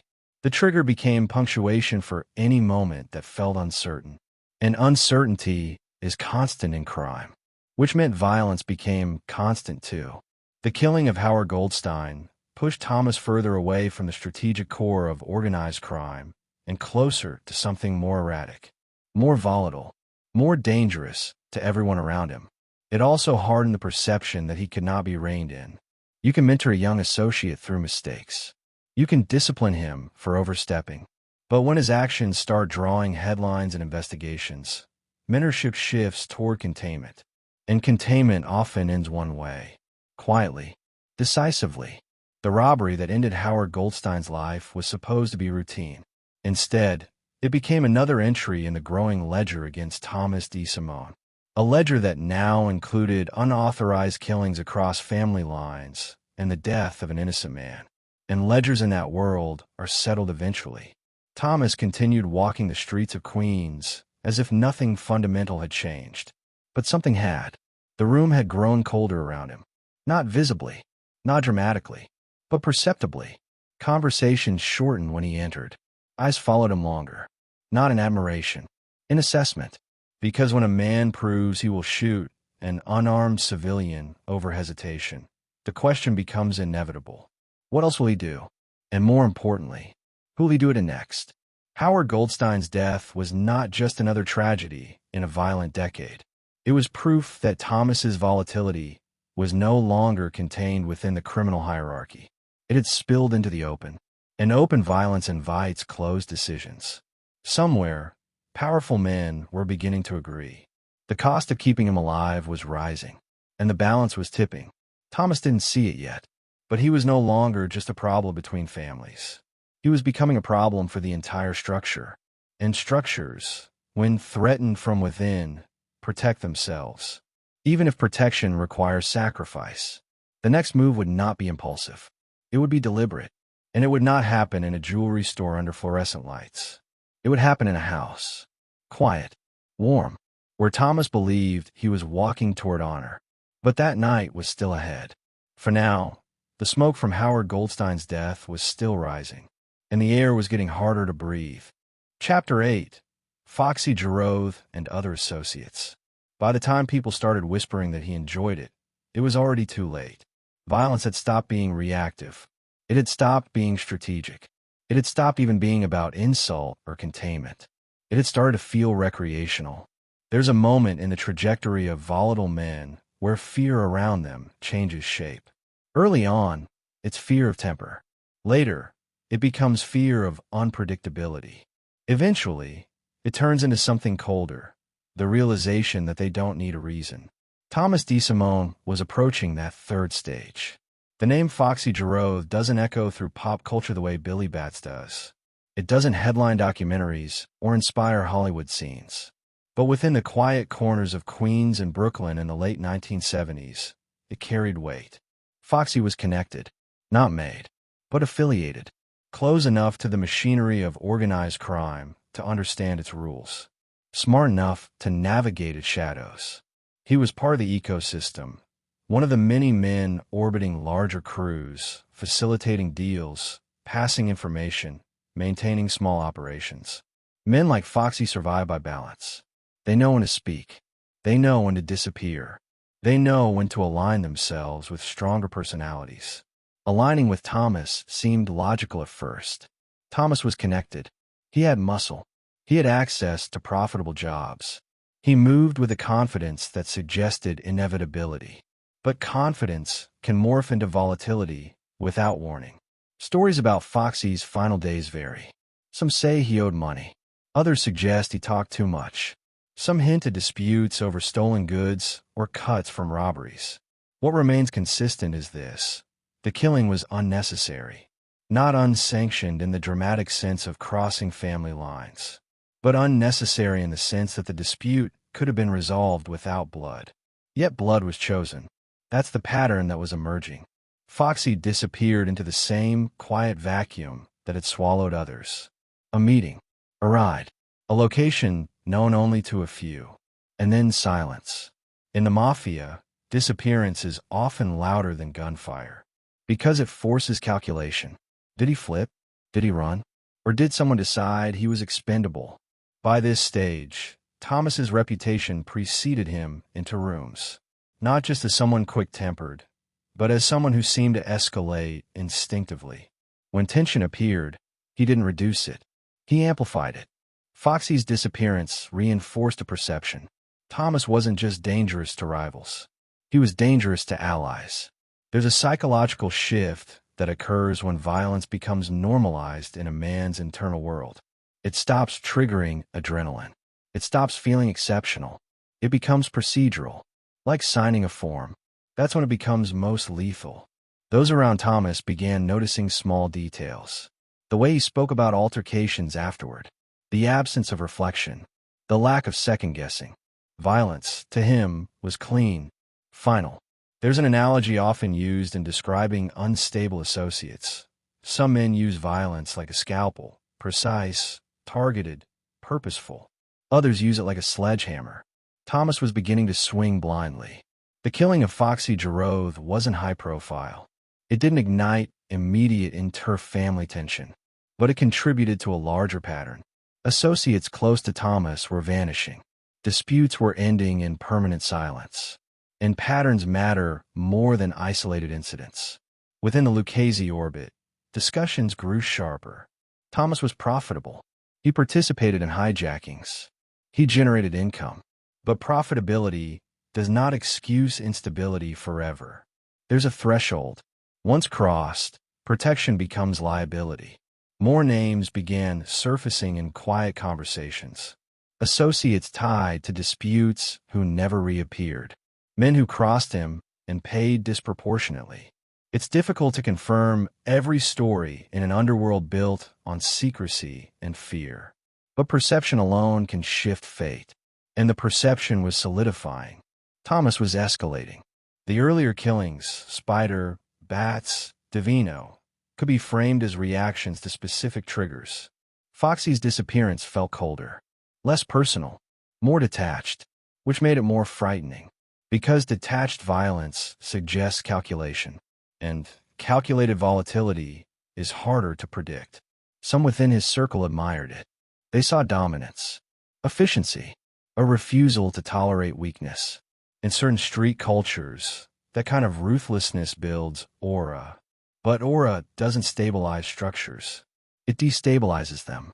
The more Thomas removed perceived threats around him, the narrower his circle became. Not because people fled dramatically, but because they adjusted quietly. They attended fewer meetings. They declined certain jobs. They kept conversations brief. Fear isolates. And isolation feeds paranoia. It's a feedback loop. The fewer people around you, the more you suspect those who remain. The more you suspect, the quicker you escalate. The quicker you escalate, the fewer people trust you. Foxy Giroux became another silent marker along that path. By now, Thomas's internal calculus seemed clear. Eliminate risk before it grows. But the flaw in that logic is simple. You can eliminate individuals. You cannot eliminate the pattern of attention. Every disappearance left a faint residue. Not enough to trigger immediate retaliation, but enough to accumulate. Accumulation is dangerous, because eventually, the weight becomes too heavy to ignore.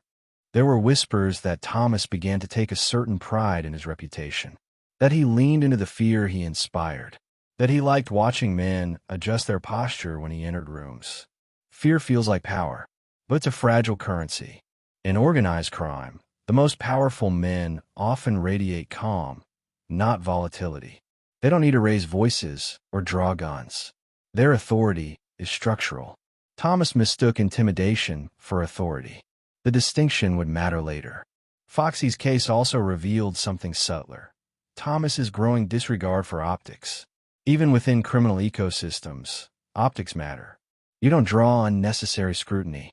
You don't let your name dominate rumor mills too aggressively. Thomas's name was everywhere. Spider, Bats, Devino, Foxy, Howard Goldstein. Each event might be individually survivable. Together, they formed a narrative. And narratives influence decisions. At this point, older figures within the Lucchese structure were likely assessing quietly. Thomas wasn't made. That's important. He operated with proximity to power, but without formal induction. That meant protection was conditional. Conditional protection has expiration dates. Meanwhile, Thomas continued acting as if insulated. Jobs continued. Meetings continued. He laughed. He drank.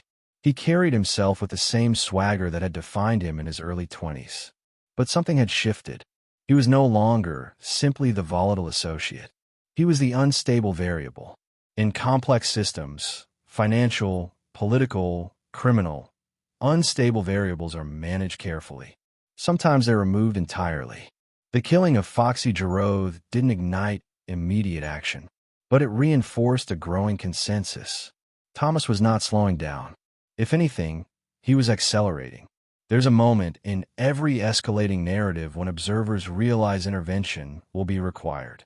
Not out of anger, but out of necessity. That realization doesn't arrive with shouting. It arrives quietly, across tables, between sips of espresso, in conversations that end with nods instead of arguments. Thomas was moving toward that moment, and he didn't know it. The psychology behind his behavior became increasingly transparent to those watching. Low impulse control, high need for dominance, a tendency to interpret ambiguity as threat. These traits can make someone formidable in short bursts. They make them dangerous long-term, because long-term survival in organized crime requires restraint. Thomas lacked it. Foxy Giroux's disappearance was not cinematic. It didn't involve dramatic speeches or crowded bars. It was another quiet subtraction. But quiet subtractions accumulate, and accumulation leads to reckoning. By now, the Gambinos were already watching closely because of Bats and Devino. The Luccheses were increasingly uneasy because of civilian heat and associate disappearances. Thomas stood at the intersection of both families' patience. Patience that was thinning. There's an irony here. Thomas believed eliminating threats strengthened his position. In reality, each elimination narrowed his margin for error, until there would be none left. The whispers about enjoyment, about the way he seemed almost energized by conflict, spread carefully. No one accused him openly, but the perception lingered, and perception shapes fate as surely as evidence. The question forming in quiet rooms was no longer whether Thomas was violent. Everyone knew that. The question was whether he could be controlled. And once powerful men begin doubting control, the clock starts ticking. Foxy Giroux's disappearance was another tick. Another reminder that Thomas was drifting beyond discipline. Another entry in the invisible ledger. The ledger was growing heavy, and heavy ledgers are eventually closed. Thomas walked forward unaware that each act of dominance was tightening the circle around him. He believed he was eliminating instability. He was creating it. And instability in organized crime doesn't resolve itself. It is resolved. Soon, the conversation would shift from managing him to removing him. But for now, he continued moving, fueled by the illusion that fear equaled security. It didn't. It equaled isolation. And isolation, in that world, is the prelude to disappearance. The house in Queens was still ahead. The warm lights, the promise of honor, the illusion of elevation. But the road to that house was being paved quietly, one disappearance at a time. Chapter 9. Why he believed he was untouchable. He stopped looking over his shoulder. That's when you know. Not when the violence escalates. Not when the whispers grow louder. Not even when powerful men start speaking your name in lowered tones behind closed doors. It's when you stop checking the rearview mirror. Tommy DeSimone had reached that point. By the late 1970s, he walked through Queens with a confidence that bordered on defiance. The same bars, the same social clubs, the same corner conversations. He wasn't hiding. He wasn't laying low. He was visible. And in that world, visibility after multiple unsanctioned killings isn't bravery. It's belief. Belief that you are protected. Belief that the structure bends around you.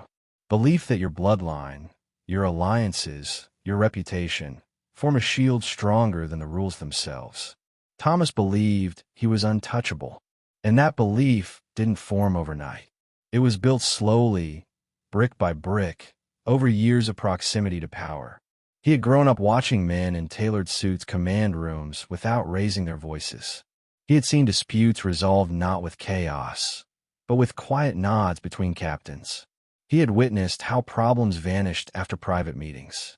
In his mind, those mechanisms would protect him too. His older brother had been part of the Lucchese orbit. His uncle had run the Los Angeles crime family. His circle included heavy hitters like Jimmy Burke, a man whose operations around Kennedy Airport generated staggering profits. Though Burke wasn't made, his influence was undeniable. Thomas stood at the intersection of those forces. And intersections feel powerful. But intersections are also where collisions happen. There's a psychological phenomenon that emerges in men who survive early danger without consequence. Each narrow escape reinforces a narrative. I can handle it. I'm smarter than the rest. The rules don't apply to me the same way they apply to others. Thomas had survived Spider. He had survived Bats. He had survived DeVino. He had survived the Goldstein fallout. He had survived Foxy's disappearance. No immediate execution. No midnight knock on his door. No public reprimand. Silence. And silence, misinterpreted, can feel like approval. Within his inner circle, Thomas's demeanor shifted subtly. He spoke more boldly about confrontations. He interrupted older associates more frequently. He carried himself not just as a feared man, but as a protected one. That's a dangerous transformation, because in the Mafia, protection is conditional. It's not armor. It's a lease. And leases expire. Thomas believed his relationships insulated him. He believed Jimmy Burke's backing carried weight across borough lines. He believed his family's legacy created hesitation among those who might otherwise move against him. But legacy is not immunity. It's leverage, and leverage can be withdrawn. There's an unspoken rule in organized crime. No one is bigger than the structure. Not a soldier, not a capo, not even a boss, if the commission deems it necessary. Thomas operated as if that rule were negotiable. He had grown accustomed to escalation producing no immediate collapse. He began testing boundaries not just through violence, but through posture. At social clubs, he no longer deferred automatically. He joked openly about men who outranked him. He spoke with a confidence that, to some, bordered on arrogance. Arrogance is tolerated when it's backed by discipline. Thomas's wasn't. By now, multiple families were watching him closely. The Gambinos had lost two made men allegedly tied to his actions. The Luccheses had absorbed heat from civilian casualties and volatile behavior. The calculus was shifting, but Thomas didn't feel the shift. He interpreted continued movement as safety. It's like walking across thin ice that hasn't cracked yet and assuming it won't. There were moments, small, telling ones, that revealed how deeply his belief in untouchability had taken root. He would attend gatherings knowing full well that men present had reason to resent him. He'd drink openly, laugh loudly, tell stories about past altercations without lowering his voice. He wasn't hiding from consequences. He was daring them. Daring can be mistaken for strength. But in structured hierarchies, daring leadership without authorization is provocation. Thomas mistook his proximity to power for power itself. Jimmy Burke, for all his influence, was not made. That distinction matters deeply. Burke's operations were profitable, yes, but he lacked formal membership. When pressure escalates between families, formal membership dictates who can negotiate and who can be sacrificed. Thomas didn't fully grasp that nuance. He believed loyalty within his immediate circle equaled structural protection. But loyalty at the street level doesn't override commission-level politics. By the time whispers reached upper tiers, the tone had changed. It wasn't about isolated incidents anymore. It was about pattern. Pattern plus ego equals instability. And instability at scale cannot be tolerated. Thomas's belief in his own invulnerability also stemmed from something more personal, his upbringing. He had never known a version of life without connection. Doors opened for him because of his name. Opportunities arrived because of his bloodline. When you grow up in that environment, you internalize hierarchy differently.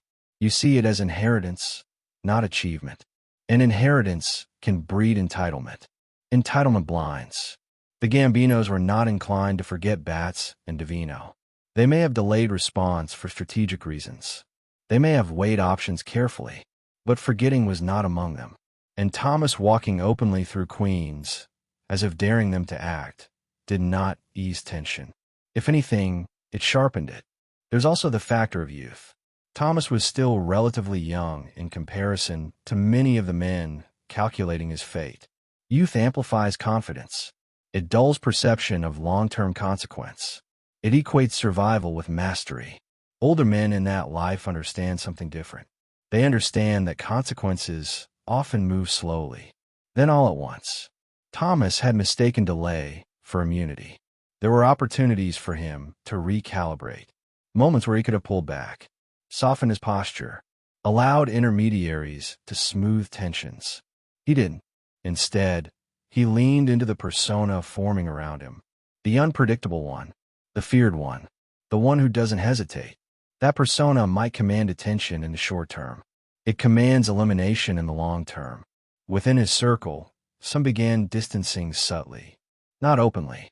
That would have been dangerous, but through small signals, declining certain meetings, avoiding certain conversations, steering clear of volatile topics when he was present. Fear isolates, and isolation feeds the illusion of invincibility. Because when dissent stops reaching your ears, you assume alignment. Thomas likely believed that if the Gambinos intended to act, they would have already. That if the Luccheses were truly concerned, someone would have pulled him aside more forcefully. But in organized crime, warnings are not always explicit. Sometimes they are silence. Silence before a decision. There's a subtle but important distinction between being feared and being respected. Fear can be immediate and visceral. Respect is structural and enduring. Thomas had accumulated fear. He had not secured enduring respect. And when fear becomes too disruptive, it is neutralized. By the late 1970s, the conversations around him shifted from frustration to inevitability. Not in a dramatic sense. Not with fiery speeches or threats, but with calm assessment. Can he be controlled? The answer was increasingly no. Can he be corrected? Unlikely. Does he pose long-term risk? Yes. When those answers align, action follows. Thomas continued operating under the belief that he was protected by the very system he was destabilizing. That paradox defined his final months. He had become the unstable variable inside a machine designed for balance. And machines restore balance. He may have interpreted every sunrise as confirmation of safety. Every night, he wasn't summoned as proof of security. But those who survive longest in that world understand something else. The most dangerous decisions are made quietly, without warning, without spectacle. The man who believes he is untouchable often stops noticing the small signals, the glances held too long, the conversations that stop when he enters, the invitations that arrive with forced warmth. Thomas was no longer reading those signals accurately. He believed his bloodline would shield him. He believed his alliances would defend him. He believed his fear factor would deter retaliation. But he misunderstood the hierarchy. Hierarchy tolerates ambition. It does not tolerate instability. And by now, instability was the only consistent thing about him. The idea that he was untouchable did not protect him. It isolated him. And isolation in that world is the beginning of disappearance. The house in Queens was not yet in motion, but the idea of it was. And Thomas, walking boldly through the streets, had no idea that the confidence he wore like armor had already been marked as liability. He believed he stood above consequence. He was standing at its edge. Chapter 10. The Frenchy McMahon torture. The line that couldn't be crossed. He didn't just want him dead.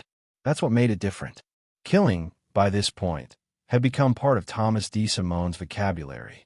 A punctuation mark at the end of disputes. A method of silencing risk. A tool to restore wounded pride. But what happened to Ronald Frenchy McMahon was not punctuation. It was spectacle. And spectacle in organized crime is dangerous. Frenchy was not a made man. He wasn't a boss or a captain. He was connected. Part of the machinery that keeps the underworld moving. Transport, logistics, small-time operations. He understood the game. He knew the risks. He operated within the ecosystem. But he was not supposed to be an example. By the time Frenchy crossed paths fatally with Thomas, tensions around Thomas had already thickened. Multiple deaths, civilian heat, growing discomfort inside both the Lucchese and Gambino spheres. Thomas was operating under a mindset that had hardened over years. Eliminate problems decisively. But Frenchy was not a problem that required torture. And that distinction is everything. The dispute reportedly began over money. Stolen goods. A cut from a robbery. The kind of disagreement that usually leads to heated arguments, perhaps a beating, perhaps a sit-down. Instead, it led to confinement. Frenchy and his associate were allegedly lured under the pretense of conversation. Not uncommon. Meetings happen constantly in that world. You step into a basement, a garage, a back room. You assume tension can be negotiated. But once the door closed, negotiation ended. Accounts from later testimonies suggest the violence was prolonged. That Frenchy wasn't shot immediately. That pain was inflicted deliberately. That fear was stretched thin. That detail matters. Because swift killings, brutal as they are, can still be rationalized as business. Torture shifts the tone. It signals emotion, sadism, or at the very least, a need to dominate beyond necessity. And domination beyond necessity destabilizes structure. Frenchy's screams, if there were screams, never reached public ears. But within the room, the message was unmistakable. This wasn't just elimination. It was demonstration. Thomas had crossed many lines before. Unauthorized killings, civilian death, cross-family tension. But torture is a different category. In organized crime, violence is a tool. It is not meant to become theater. The Mafia depends on fear, yes, but calibrated fear. Fear that reinforces hierarchy, not fear that spirals into unpredictability. Frenchy's alleged dismemberment and burial elevated Thomas from volatile associate to uncontrolled liability in the eyes of powerful observers. The disposal itself speaks volumes. Bodies can be buried, hidden, moved, but dismemberment suggests something colder, more deliberate, more dehumanizing. It transforms a killing into something ritualistic, and ritualistic brutality invites consensus. By this point, the ledger against Thomas was heavy. Spider, Bats, Devino, Goldstein, Foxy, now Frenchy. Each act layered upon the last. Each act narrowing the space for defense. Within the Lucchese structure, discussions likely intensified, because Frenchy's case wasn't just about optics. It was about internal stability. If associates begin fearing that disputes with Thomas might end in prolonged torture rather than measured discipline, cooperation erodes. Men become hesitant. Operations slow. Profit declines. Fear must be directed outward, to rivals, to law enforcement, to debtors, not inward. Thomas was turning fear inward, and that is unforgivable. The Gambinos, already uneasy over their losses, would not ignore another escalation tied to his orbit. Even if Frenchy was not made, the brutality signaled something larger. Thomas did not recognize boundaries. Boundaries are sacred in organized crime. You can kill. You cannot destabilize the system. The Frenchy incident marked a shift from manageable volatility to existential risk. Because torture suggests loss of control, and loss of control cannot be allowed to spread. There is also a psychological layer here that cannot be ignored. When violence escalates to torture, it often reflects a craving for dominance that extends beyond practical necessity. It becomes about witnessing fear, about asserting superiority not just through death, but through suffering. That kind of mindset is unpredictable, and unpredictability, by now, had become Thomas's defining trait. He likely believed Frenchy's elimination removed another risk, another loose thread that could unravel past actions. Instead, it tightened the rope. Stories about what happened circulated quietly. Details may have blurred over time, but the essence remained. It was excessive. And excess in organized crime is intolerable. The Frenchy torture was the moment when even those who had previously defended Thomas began recalculating. Because this wasn't about pride. It wasn't about insult. It wasn't even about strategic preemption. It was escalation for escalation's sake. By now, the pattern was undeniable. Thomas did not slow down after crossing lines. He accelerated. The machine of organized crime thrives on predictability within its own chaos. It survives because violence is contained, structured, approved. Thomas's violence was no longer contained. The metaphor shifts here. Earlier, he was a loaded gun on the table. Now, he was a fire moving through dry brush. Unpredictable, spreading, and fires are extinguished. There's also the matter of optics across families. The 5 families maintain equilibrium through mutual recognition of boundaries. When one associate begins acting as if boundaries are optional, the risk of broader conflict increases. Frenchy's torture suggested that Thomas no longer respected invisible lines, and disrespect at that level demands correction. Within his immediate circle, Thomas may have felt powerful. He had eliminated another perceived threat. He had reinforced his dominance. But dominance achieved through excess breeds resentment, and resentment at scale breeds consensus. The Frenchy incident is often cited as the final catalyst, the act that shifted opinion from discomfort to decision, because it revealed something deeper. Thomas was not merely volatile. He was ungovernable, and ungovernable men cannot exist inside structured criminal hierarchies. There is an old principle within organized crime. You do not bring unnecessary attention. Torture and dismemberment amplify rumor. Rumor amplifies scrutiny. Scrutiny invites law enforcement. Law enforcement disrupts profit. Profit is sacred. Thomas had violated sacred ground repeatedly. By now, discussions likely moved beyond discipline. They moved toward solution. Solutions in that world are quiet. They are framed as opportunity. They are executed without spectacle. Thomas may have sensed tension, or perhaps he didn't. His belief in untouchability had grown deep roots. He had survived everything so far. He may have interpreted the absence of immediate retaliation as proof that Frenchy's fate was accepted. But silence had shifted from hesitation to planning. There's a chilling irony in the fact that Thomas believed eliminating threats secured him. In reality, each elimination unified opposition. The Frenchy torture unified it completely, because it removed any remaining doubt. He would not stop. He could not be moderated. He was escalating toward something that would eventually destabilize entire crews.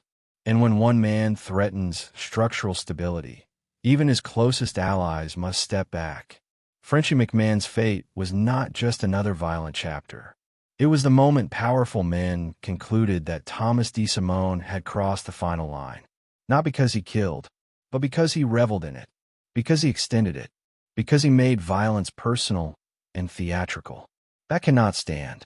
By the time Frenchy disappeared, the house in Queens was no longer theoretical. It was becoming logistical. Conversations about dates, about who would be present, about how it would look. Thomas still believed he was ascending, that the ceremony awaited him, that being made was inevitable. He did not understand that the Frenchy incident had sealed something irreversible. In the Mafia, lines exist not just to protect victims. They exist to protect structure. Thomas had obliterated too many, and now the structure would respond. Quietly, without torture, without spectacle, with a single, efficient act. The Frenchy torture was the last, uncontrolled eruption. The next violence would be controlled, and it would be directed at him. Chapter 11. The night he thought he was getting made. He picked out his clothes carefully. That detail matters, because men don't dress carefully for ordinary nights. They dress carefully for milestones, weddings, promotions, ceremonies, moments that mark ascent. On January 14th, 1979, Thomas DeSimone believed he was stepping into one of those moments. For years, he had operated in the orbit of power, connected, profitable, feared, not formally inducted, but close, always close. He had grown up believing his bloodline made induction inevitable, that it was a matter of timing, not qualification. And that night, timing finally seemed to align. The call came through familiar channels. Quiet, casual, not grandiose. That's how these things are done. There's no invitation printed on heavy paper. No fanfare. Just a message. Be ready. Dress sharp. We're going to Queens. He didn't question it. Why would he? In his mind, the ceremony was overdue. Becoming a made man in the Mafia is not symbolic. It's structural. It transforms you from associate to soldier. It formalizes protection. It places you under the umbrella of the organization in a way that even volatile behavior sometimes cannot disrupt. Thomas likely saw this as validation. Proof that despite everything, Spider, Bats, Devino, Goldstein, Foxy, Frenchy, he had survived. That the system had absorbed his volatility and still deemed him worthy. That belief was the final illusion. The house in Queens was unremarkable from the outside. A quiet neighborhood. Windows lit warmly. No flashing signs of tension. That's intentional. Violence in organized crime rarely announces itself dramatically. It blends. Thomas may have driven there with anticipation buzzing beneath the surface. Maybe he adjusted his jacket in the rearview mirror. Maybe he rehearsed the oath in his head, the loyalty, the obedience, the acceptance of the code. Because being made is an oath to structure, to rules, to hierarchy.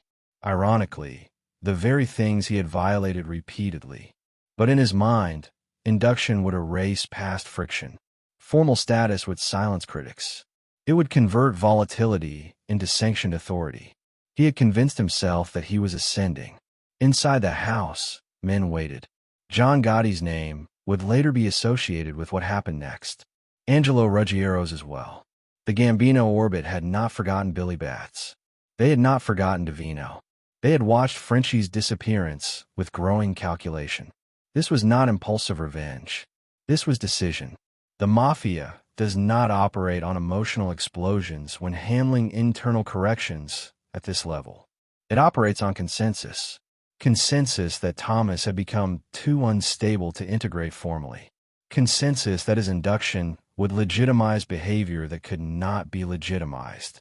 Consensus that allowing him to continue escalating risked broader destabilization. So the ceremony was replaced with something else. Efficiency. Thomas walked in expecting warmth. He found silence. There were no ritual candles.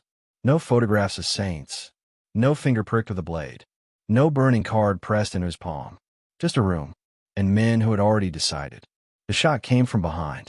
That detail is consistent across accounts. A bullet to the back of the head. No drawn-out speech. No dramatic confrontation. No warning that he was about to die. Because in that world, The cleanest executions are the quietest. There's something almost poetic in the contrast. Thomas had escalated through spectacle, public beatings, trunk stabbings, torture. His own death would be clinical. A single act. No excess. He never had time to process betrayal. Never had time to argue. Never had time to draw a weapon. The man who believed he was untouchable never saw it coming. And that's the point. In organized crime, the final act is rarely preceded by overt hostility. It is preceded by false normalcy. Thomas's belief in his invincibility blinded him to small signals.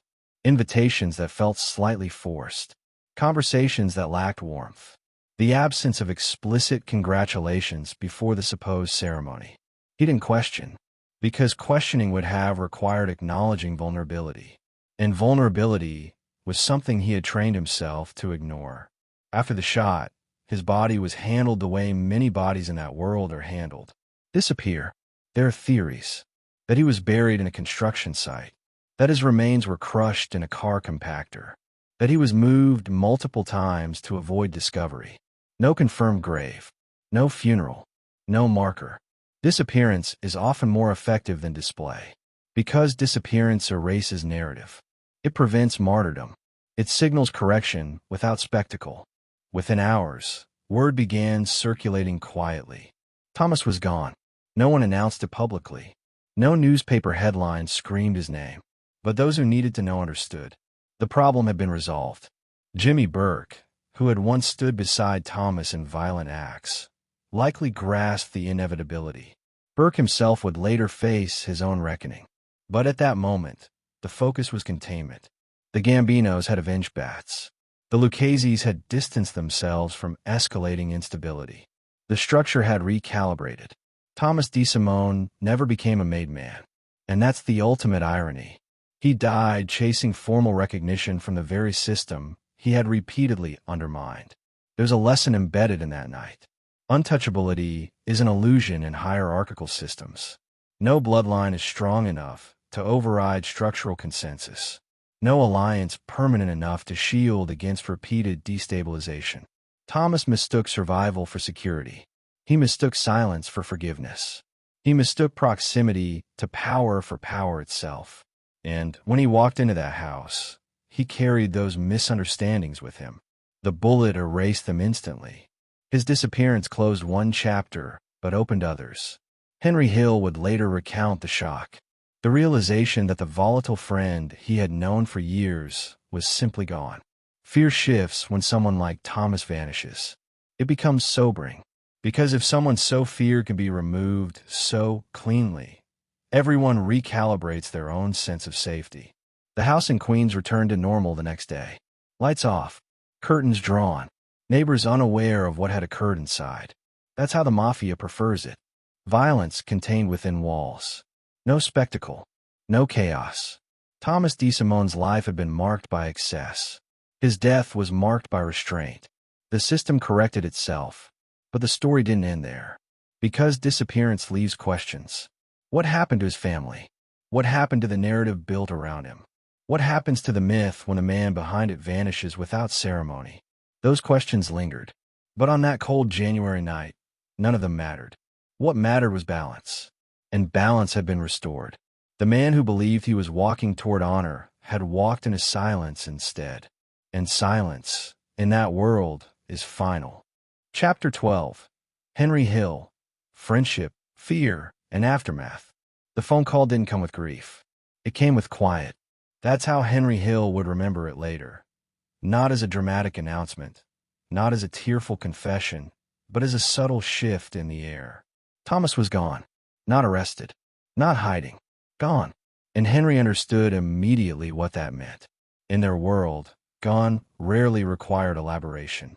Henry had known Thomas since they were young men circling the same orbit of Queen's crime. They had laughed together, stolen together, eaten together. They had stood shoulder to shoulder during robberies. They had shared the kind of camaraderie forged in risk and sealed in silence. Friendship inside organized crime is complicated. It's real, but it's conditional. It's loyal, but it's layered with fear. And Henry's relationship with Thomas embodied that contradiction. He admired him once. There's no denying that. Thomas had presence, a magnetic volatility that made rooms shift when he entered. He was fearless, or at least appeared to be. For a young associate navigating the underworld, standing next to someone like that felt like proximity to power. Henry learned early how to charm, how to negotiate, how to talk his way into trust. Thomas learned how to intimidate. The two form a balance of sorts, finesse and force. But over time, admiration became unease. Henry saw the pattern before others admitted it aloud.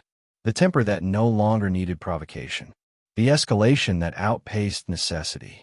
The way Thomas's eyes changed in moments of perceived disrespect. Henry laughed along at first. Everyone did. That was survival. You laugh. You nod. You don't challenge. But laughter doesn't erase awareness. When Spider was shot, Henry was there. When Billy Bats disappeared, Henry helped move the body. When Devino vanished, he knew enough not to ask too many questions. And when Frenchy disappeared, Henry likely understood the trajectory. The thing about friendship in that world is that it often exists alongside fear. You can love a man and still be afraid of him. You can trust him on a job and still worry about crossing him in conversation. Henry would later describe Thomas as crazy, but that word oversimplifies something deeper. It wasn't madness in a theatrical sense. It was unpredictability. And unpredictability erodes safety. By the time January 14th arrived, Henry's perception of Thomas had shifted from admiration to caution. He still socialized with him, still worked alongside him. But he was aware, deeply aware, that Thomas's margin for error had shrunk. When Thomas left that night, dressed sharply, expecting to be made, Henry may have believed it was real, or he may have felt the subtle tension in the invitation. Accounts differ, but what remains consistent is this. When Thomas didn't return, Henry didn't publicly question it. He couldn't. In organized crime, asking too many questions about a disappearance is dangerous. It signals curiosity that could be interpreted as disloyalty. So Henry adjusted. He went on with business. He did what men in that life do when someone vanishes. He recalibrated. But privately, the impact was heavier. Because Thomas had not just been an associate. He had been part of Henry's daily reality. And now that reality had shifted abruptly, the removal of Thomas served as a lesson. Not delivered in words, delivered in absence. Henry understood something that night that he would carry for the rest of his life. No one is untouchable. Not the volatile enforcer, not the charismatic earner, not even the man with mob royalty in his blood. That realization would shape Henry's later decisions more than any sermon or warning ever could. The Mafia's greatest power lies not just in violence, but in demonstration. Thomas's execution was demonstration. It showed that escalation has limits. It showed that the structure supersedes the individual. And it showed that friendship offers no shield against consensus. Henry had stood beside Thomas through escalating brutality. He had helped bury bodies. He had laughed at jokes that masked dread. But when the system decided Thomas had to go, Henry was not consulted. He was informed through silence. That's a sobering realization, because it reframes loyalty. Loyalty exists within boundaries. Once those boundaries are crossed too often, loyalty dissolves. Henry's own path would later unravel under different pressures: drug charges, paranoia, federal scrutiny. But the seed of his eventual cooperation may have been planted that night. Watching a man as feared as Thomas vanish without ceremony forces reflection. If Thomas could be erased, what about him? Henry was not made either. He operated in proximity to power, but lacked formal protection. Thomas's fate exposed that vulnerability. There's also the emotional layer. Despite fear, despite unease, there had been real friendship. Shared memories. Shared laughter. The kind of bond forged in youth and risk. That bond doesn't evaporate instantly. Grief in organized crime is private. It cannot be displayed openly. You cannot mourn loudly. You cannot hold public vigils. You cannot speak ill of a decision. So Henry likely carried it internally. A mix of sadness, relief, and caution.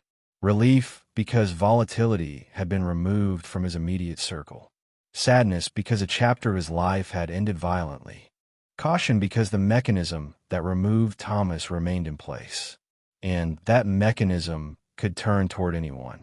After Thomas's disappearance, dynamics within the crew shifted. Power realigned. Conversations recalibrated. Certain names were no longer spoken casually. The message was clear. Stability matters more than personality. Thomas had been personality embodied. And personality, when it disrupts structure, is expendable. Henry learned that lesson. Perhaps too late to save himself from future consequences, but clearly enough to recognize that the myth of untouchability was dangerous. Thomas had believed he was ascending. Henry saw that he had been marked. The removal also altered perception across Queens and Brooklyn. Associates who once feared Thomas now feared the system more. Because the system had acted decisively, fear shifted upward, away from the volatile associate, and toward the unseen consensus of bosses and captains. That's intentional. The Mafia thrives on that hierarchy of fear. Thomas had inverted it temporarily, drawing fear toward himself. His execution restored the intended direction. Henry would later recount Thomas's death in interviews with a mixture of bluntness and reflection. He didn't romanticize it. He didn't dramatize it excessively. He acknowledged inevitability. That word lingers. Inevitable. Because by the time Frenchy disappeared, by the time two maid Gambinos had been eliminated, by the time civilian heat rose, Thomas's trajectory was clear. Henry may have sensed that inevitability before the night arrived. But sensing and intervening are different things. In organized crime, intervention against someone as volatile as Thomas is rare. It requires collective action. Collective action had arrived. The aftermath for Thomas's immediate family was quieter. Grief without closure. No body to bury. No official confirmation. Just absence. In that world, absence is confirmation enough. Henry's own trajectory continued. He would later become a government witness, stepping outside the structure entirely. Some argue that witnessing Thomas's fate contributed to his understanding that loyalty in the Mafia is conditional. When push comes to shove, the structure protects itself, not individuals. The removal of Thomas was not revenge. It was correction, and Henry understood correction intimately. He had participated in it before. Now he had witnessed it from the inside. The night Thomas disappeared, Henry likely lay awake longer than usual. Not in visible panic, but in thought, replaying moments. Spiders fall, bats in the trunk, Frenchy's fate, and now this. The pattern was complete. Escalation ends in silence. Thomas DeSimone had been friend, ally, liability, and cautionary tale, all in one lifetime. And Henry Hill, standing at the edge of his own eventual unraveling, absorbed that lesson deeply. Because in the end, the Mafia does not tolerate instability indefinitely. It waits. It calculates. And when consensus forms, it acts. Henry survived that night. Thomas did not. But survival in that world is always temporary. And as Henry would later discover, the illusion of untouchability is fragile for everyone, even those who learn from watching it shatter. The house in Queens closed its doors quietly. The streets resumed their rhythm. And Henry Hill walked forward, carrying a memory that would haunt him long after the laughter had faded. Chapter 13. What happened to the DeSimone family? The house didn't change. That's the strange part. The same front door. The same curtains. The same driveway where cars came and went without ceremony. Neighbors still waved in passing. Mail still arrived each morning. But inside, something had shifted permanently. When Thomas DeSimone vanished, the underworld understood what it meant. His crew understood. The families understood. But for blood relatives, disappearance is a different kind of wound. There is no funeral, no casket, no confirmation, just absence that stretches into weeks, then months, then years. Thomas had grown up in a household where violence was normalized, where mob connections were discussed casually, where the boundaries between legality and loyalty blurred early. His family was not naive about the life he had chosen. They understood the risks. But understanding risk does not soften loss.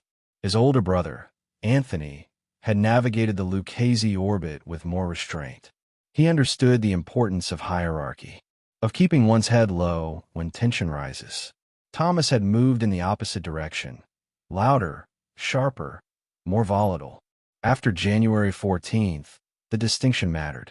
Because when someone disappears in organized crime, family members often know the truth long before it's spoken aloud. No ransom demands. No police search parties with real momentum. No public claims. Just quiet confirmation through silence. The DeSimone name had once carried weight. Mob royalty on one side of the country, strong connections on the other. That lineage had fueled Thomas's belief in untouchability. But bloodlines and organized crime protect reputation more than individuals. Once the decision is made, even powerful surnames step aside. For Thomas's immediate family, the aftermath likely unfolded in stages. First, denial. He's laying low. He's out of town. He'll call. Then realization. He won't. In neighborhoods where organized crime has deep roots, there's an unspoken code about how families handle loss. You don't demand answers publicly. You don't accuse powerful men openly. You grieve in private, because pressing too hard invites scrutiny, and scrutiny can widen damage. Anthony DeSimone continued moving within the orbit of organized crime after his brother's disappearance. That alone signals something important. There was no public fallout, no retaliatory violence, no dramatic fracturing of alliances. The structure had acted. The family had absorbed it. That absorption reflects a harsh truth about the Mafia's internal logic. When one member destabilizes the whole, even blood relatives often accept the correction. Not because they lack emotion, but because they understand the rules. Thomas had broken too many.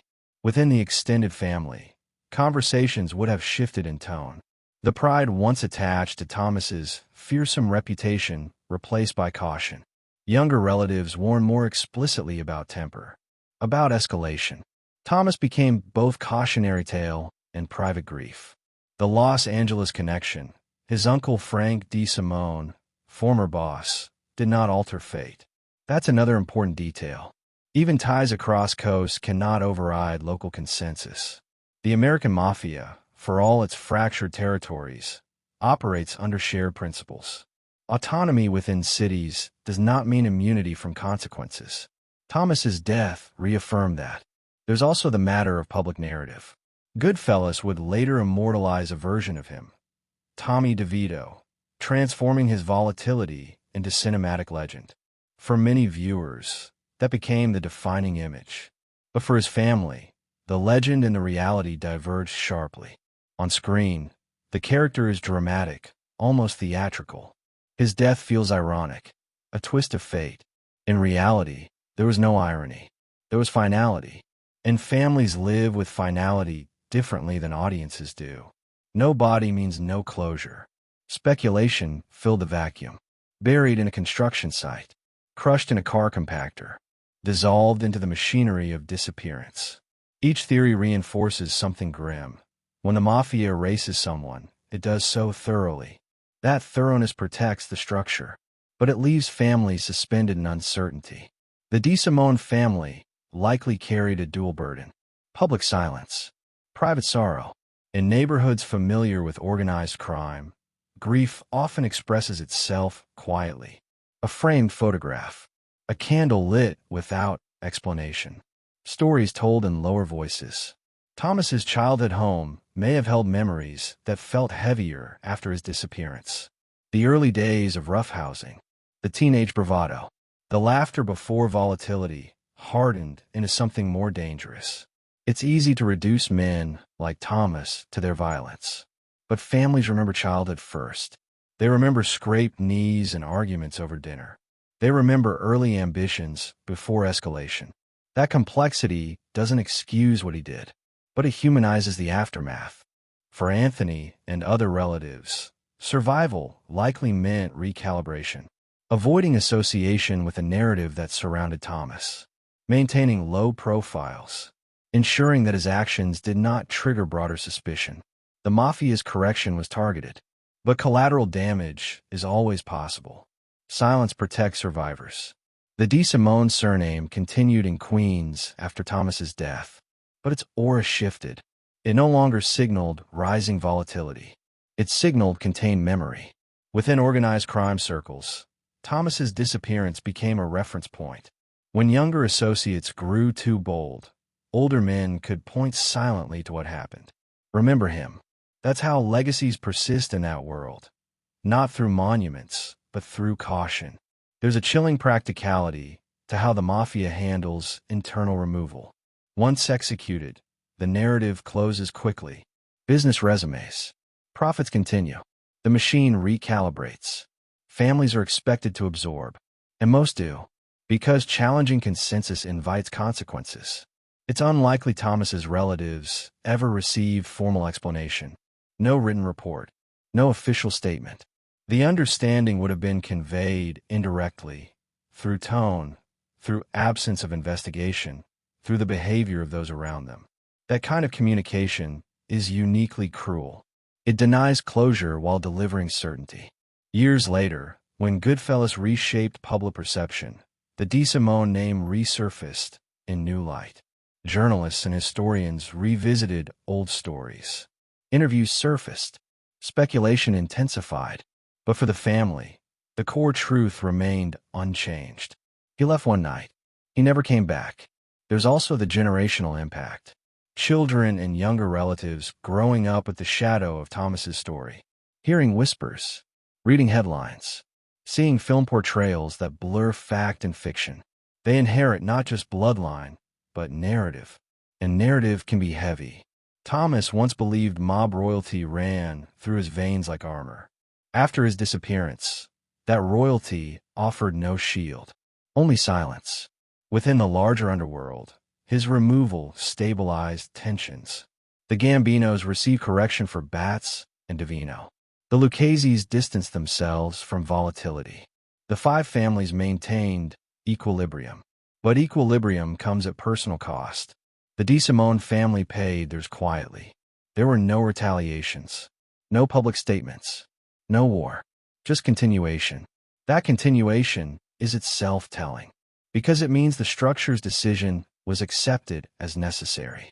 Accepted not out of joy, but out of recognition. Thomas had crossed lines repeatedly. The final line, Frenchy's torture, sealed consensus. The house in Queens executed it, and the family absorbed it.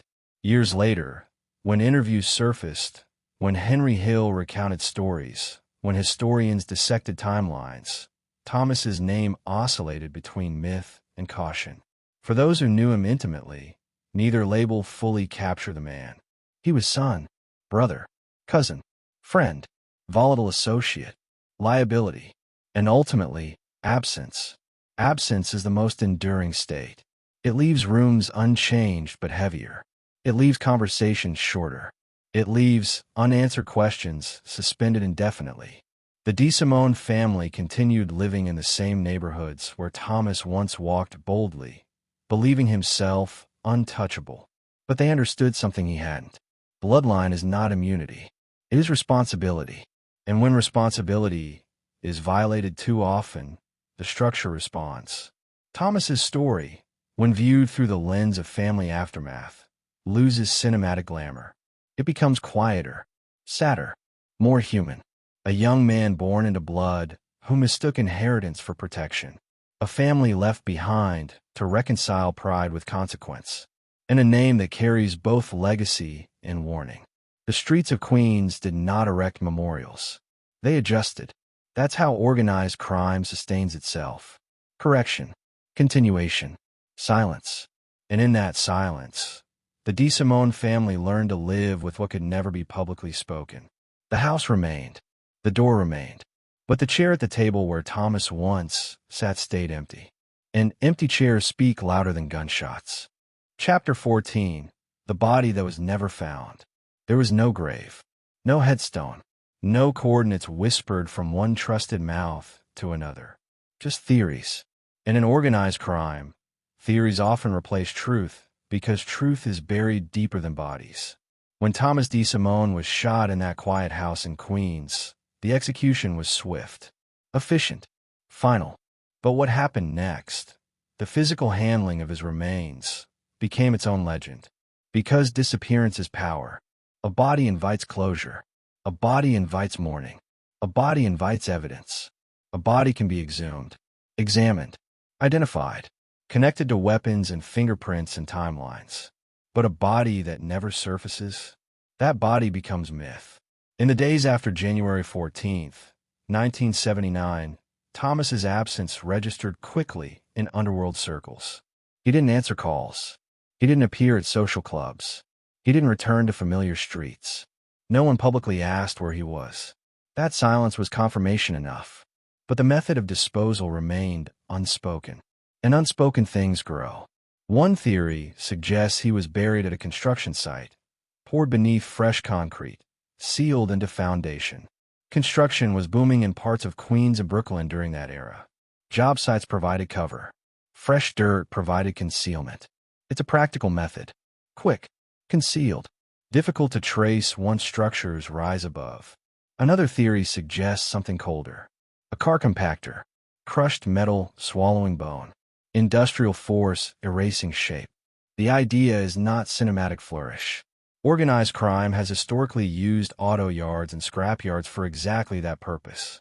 Steel folds, frames compress, identities dissolve, a body reduced to fragments.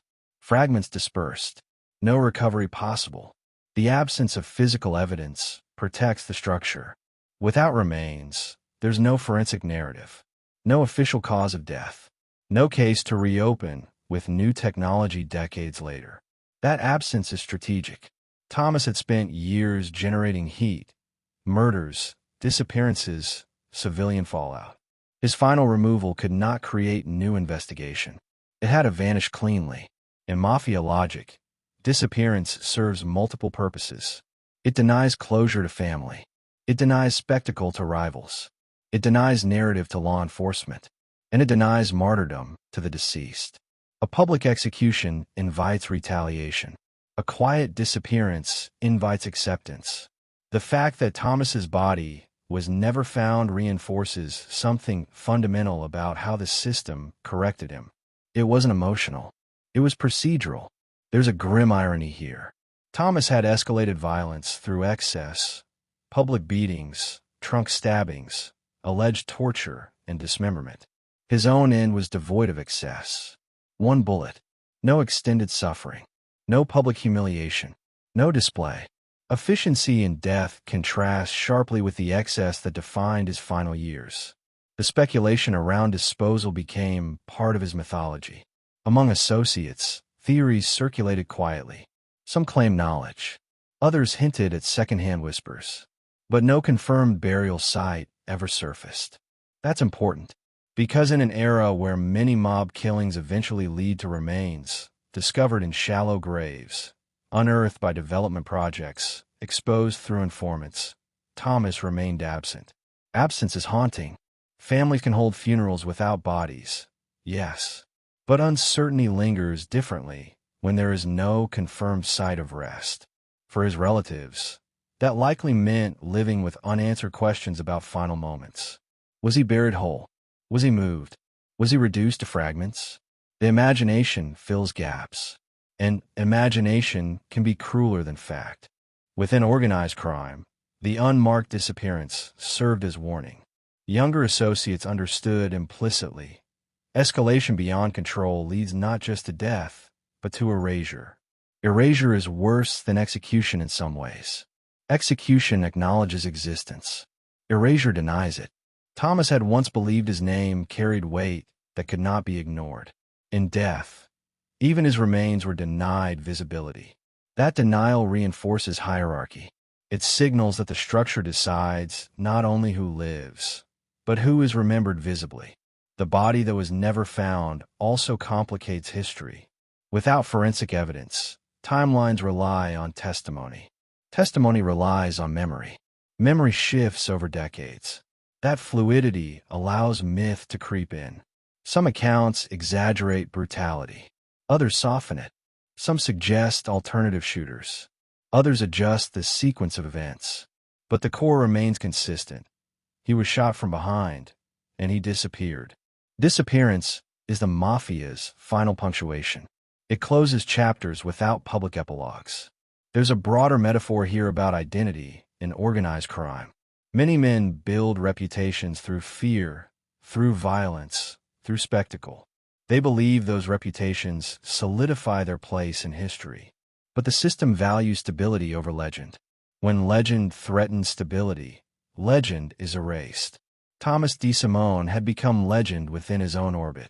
Volatile, unpredictable, untouchable. His erasure dismantled that myth. The missing body reinforces the lesson. No one is beyond removal. There's also the practical aspect of law enforcement. A missing body complicates prosecution. Without remains, cases weaken. Timelines blur. Charges stall. The Mafia understands that. Clean disappearances protect the wider network. Thomas's removal was not revenge in the emotional sense. It was damage control. And damage control includes thorough disposal. The theories about construction sites persist because they align with historical patterns. Concrete has swallowed many secrets in American cities. Foundations poured over shallow graves create permanence. Buildings rise above bones. But no confirmed excavation has ever produced his remains. The car compactor theory carries equal weight. Crushing eliminates form. Dispersal eliminates trace. Both methods reflect calculation. Neither provides closure. For historians and true crime researchers, the absence of a body creates narrative tension. It invites speculation. It keeps the story alive. But within the underworld, the absence signaled finality. No one expected him to resurface. No one believed he had fled. The missing body also underscores how completely consensus had formed. There was no internal leak revealing burial coordinates. No disgruntled associate leading authorities to a site decades later. That level of silence suggests broad agreement. Thomas had crossed too many lines. His removal was not controversial within leadership, and so his body remained undiscovered. Years later, when Goodfellas immortalized a version of his life, audiences witnessed a dramatized execution. But the film ends there. It doesn't dwell on disposal. It doesn't explore the vacuum left behind. Reality lingers longer. Because real families live with absence, real neighborhoods absorb silence, and real investigators occasionally reopen cold cases with nothing to exhume. The body that was never found transforms Thomas from a volatile man into a cautionary ghost. He exists in testimony, in rumor, in cinematic adaptation, but not in earth. That distinction is chilling. It means the system did not merely kill him. It erased him physically. An erasure is the ultimate assertion of power. Thomas had once believed his bloodline made him untouchable. In the end, even his remains were touchless. No marker, no closure, just a January night in Queens and a house that returned to quiet normalcy the next morning. Somewhere, perhaps beneath concrete or within twisted steel long melted and repurposed, fragments of him may exist. Or perhaps not. The uncertainty is part of the design. Because uncertainty prevents fixation. It diffuses focus. It closes the case without public ceremony. The body that was never found is more than a missing detail. It is the final statement of correction. In an organized crime, correction does not leave monuments. It leaves silence. Thomas DeSimone's life was loud. His death was quiet. His body, if it still exists in any recognizable form, remains hidden. And hidden things in that world are often the most deliberate. The absence lingers like a shadow in Queens. Not visible, but present. A reminder that in the Mafia, escalation ends not with spectacle, but with disappearance. Chapter 15. The psychopath the Mafia couldn't control. If he had lived longer, the damage would have been worse. That is the quiet conclusion many in organized crime circles reached after Thomas DeSimone vanished. Not that he was misunderstood, not that he was unlucky, but that he was accelerating towards something larger, something destabilizing enough to threaten more than individual lives. Thomas was not the first violent man to operate inside the Mafia. He was not even the most ruthless.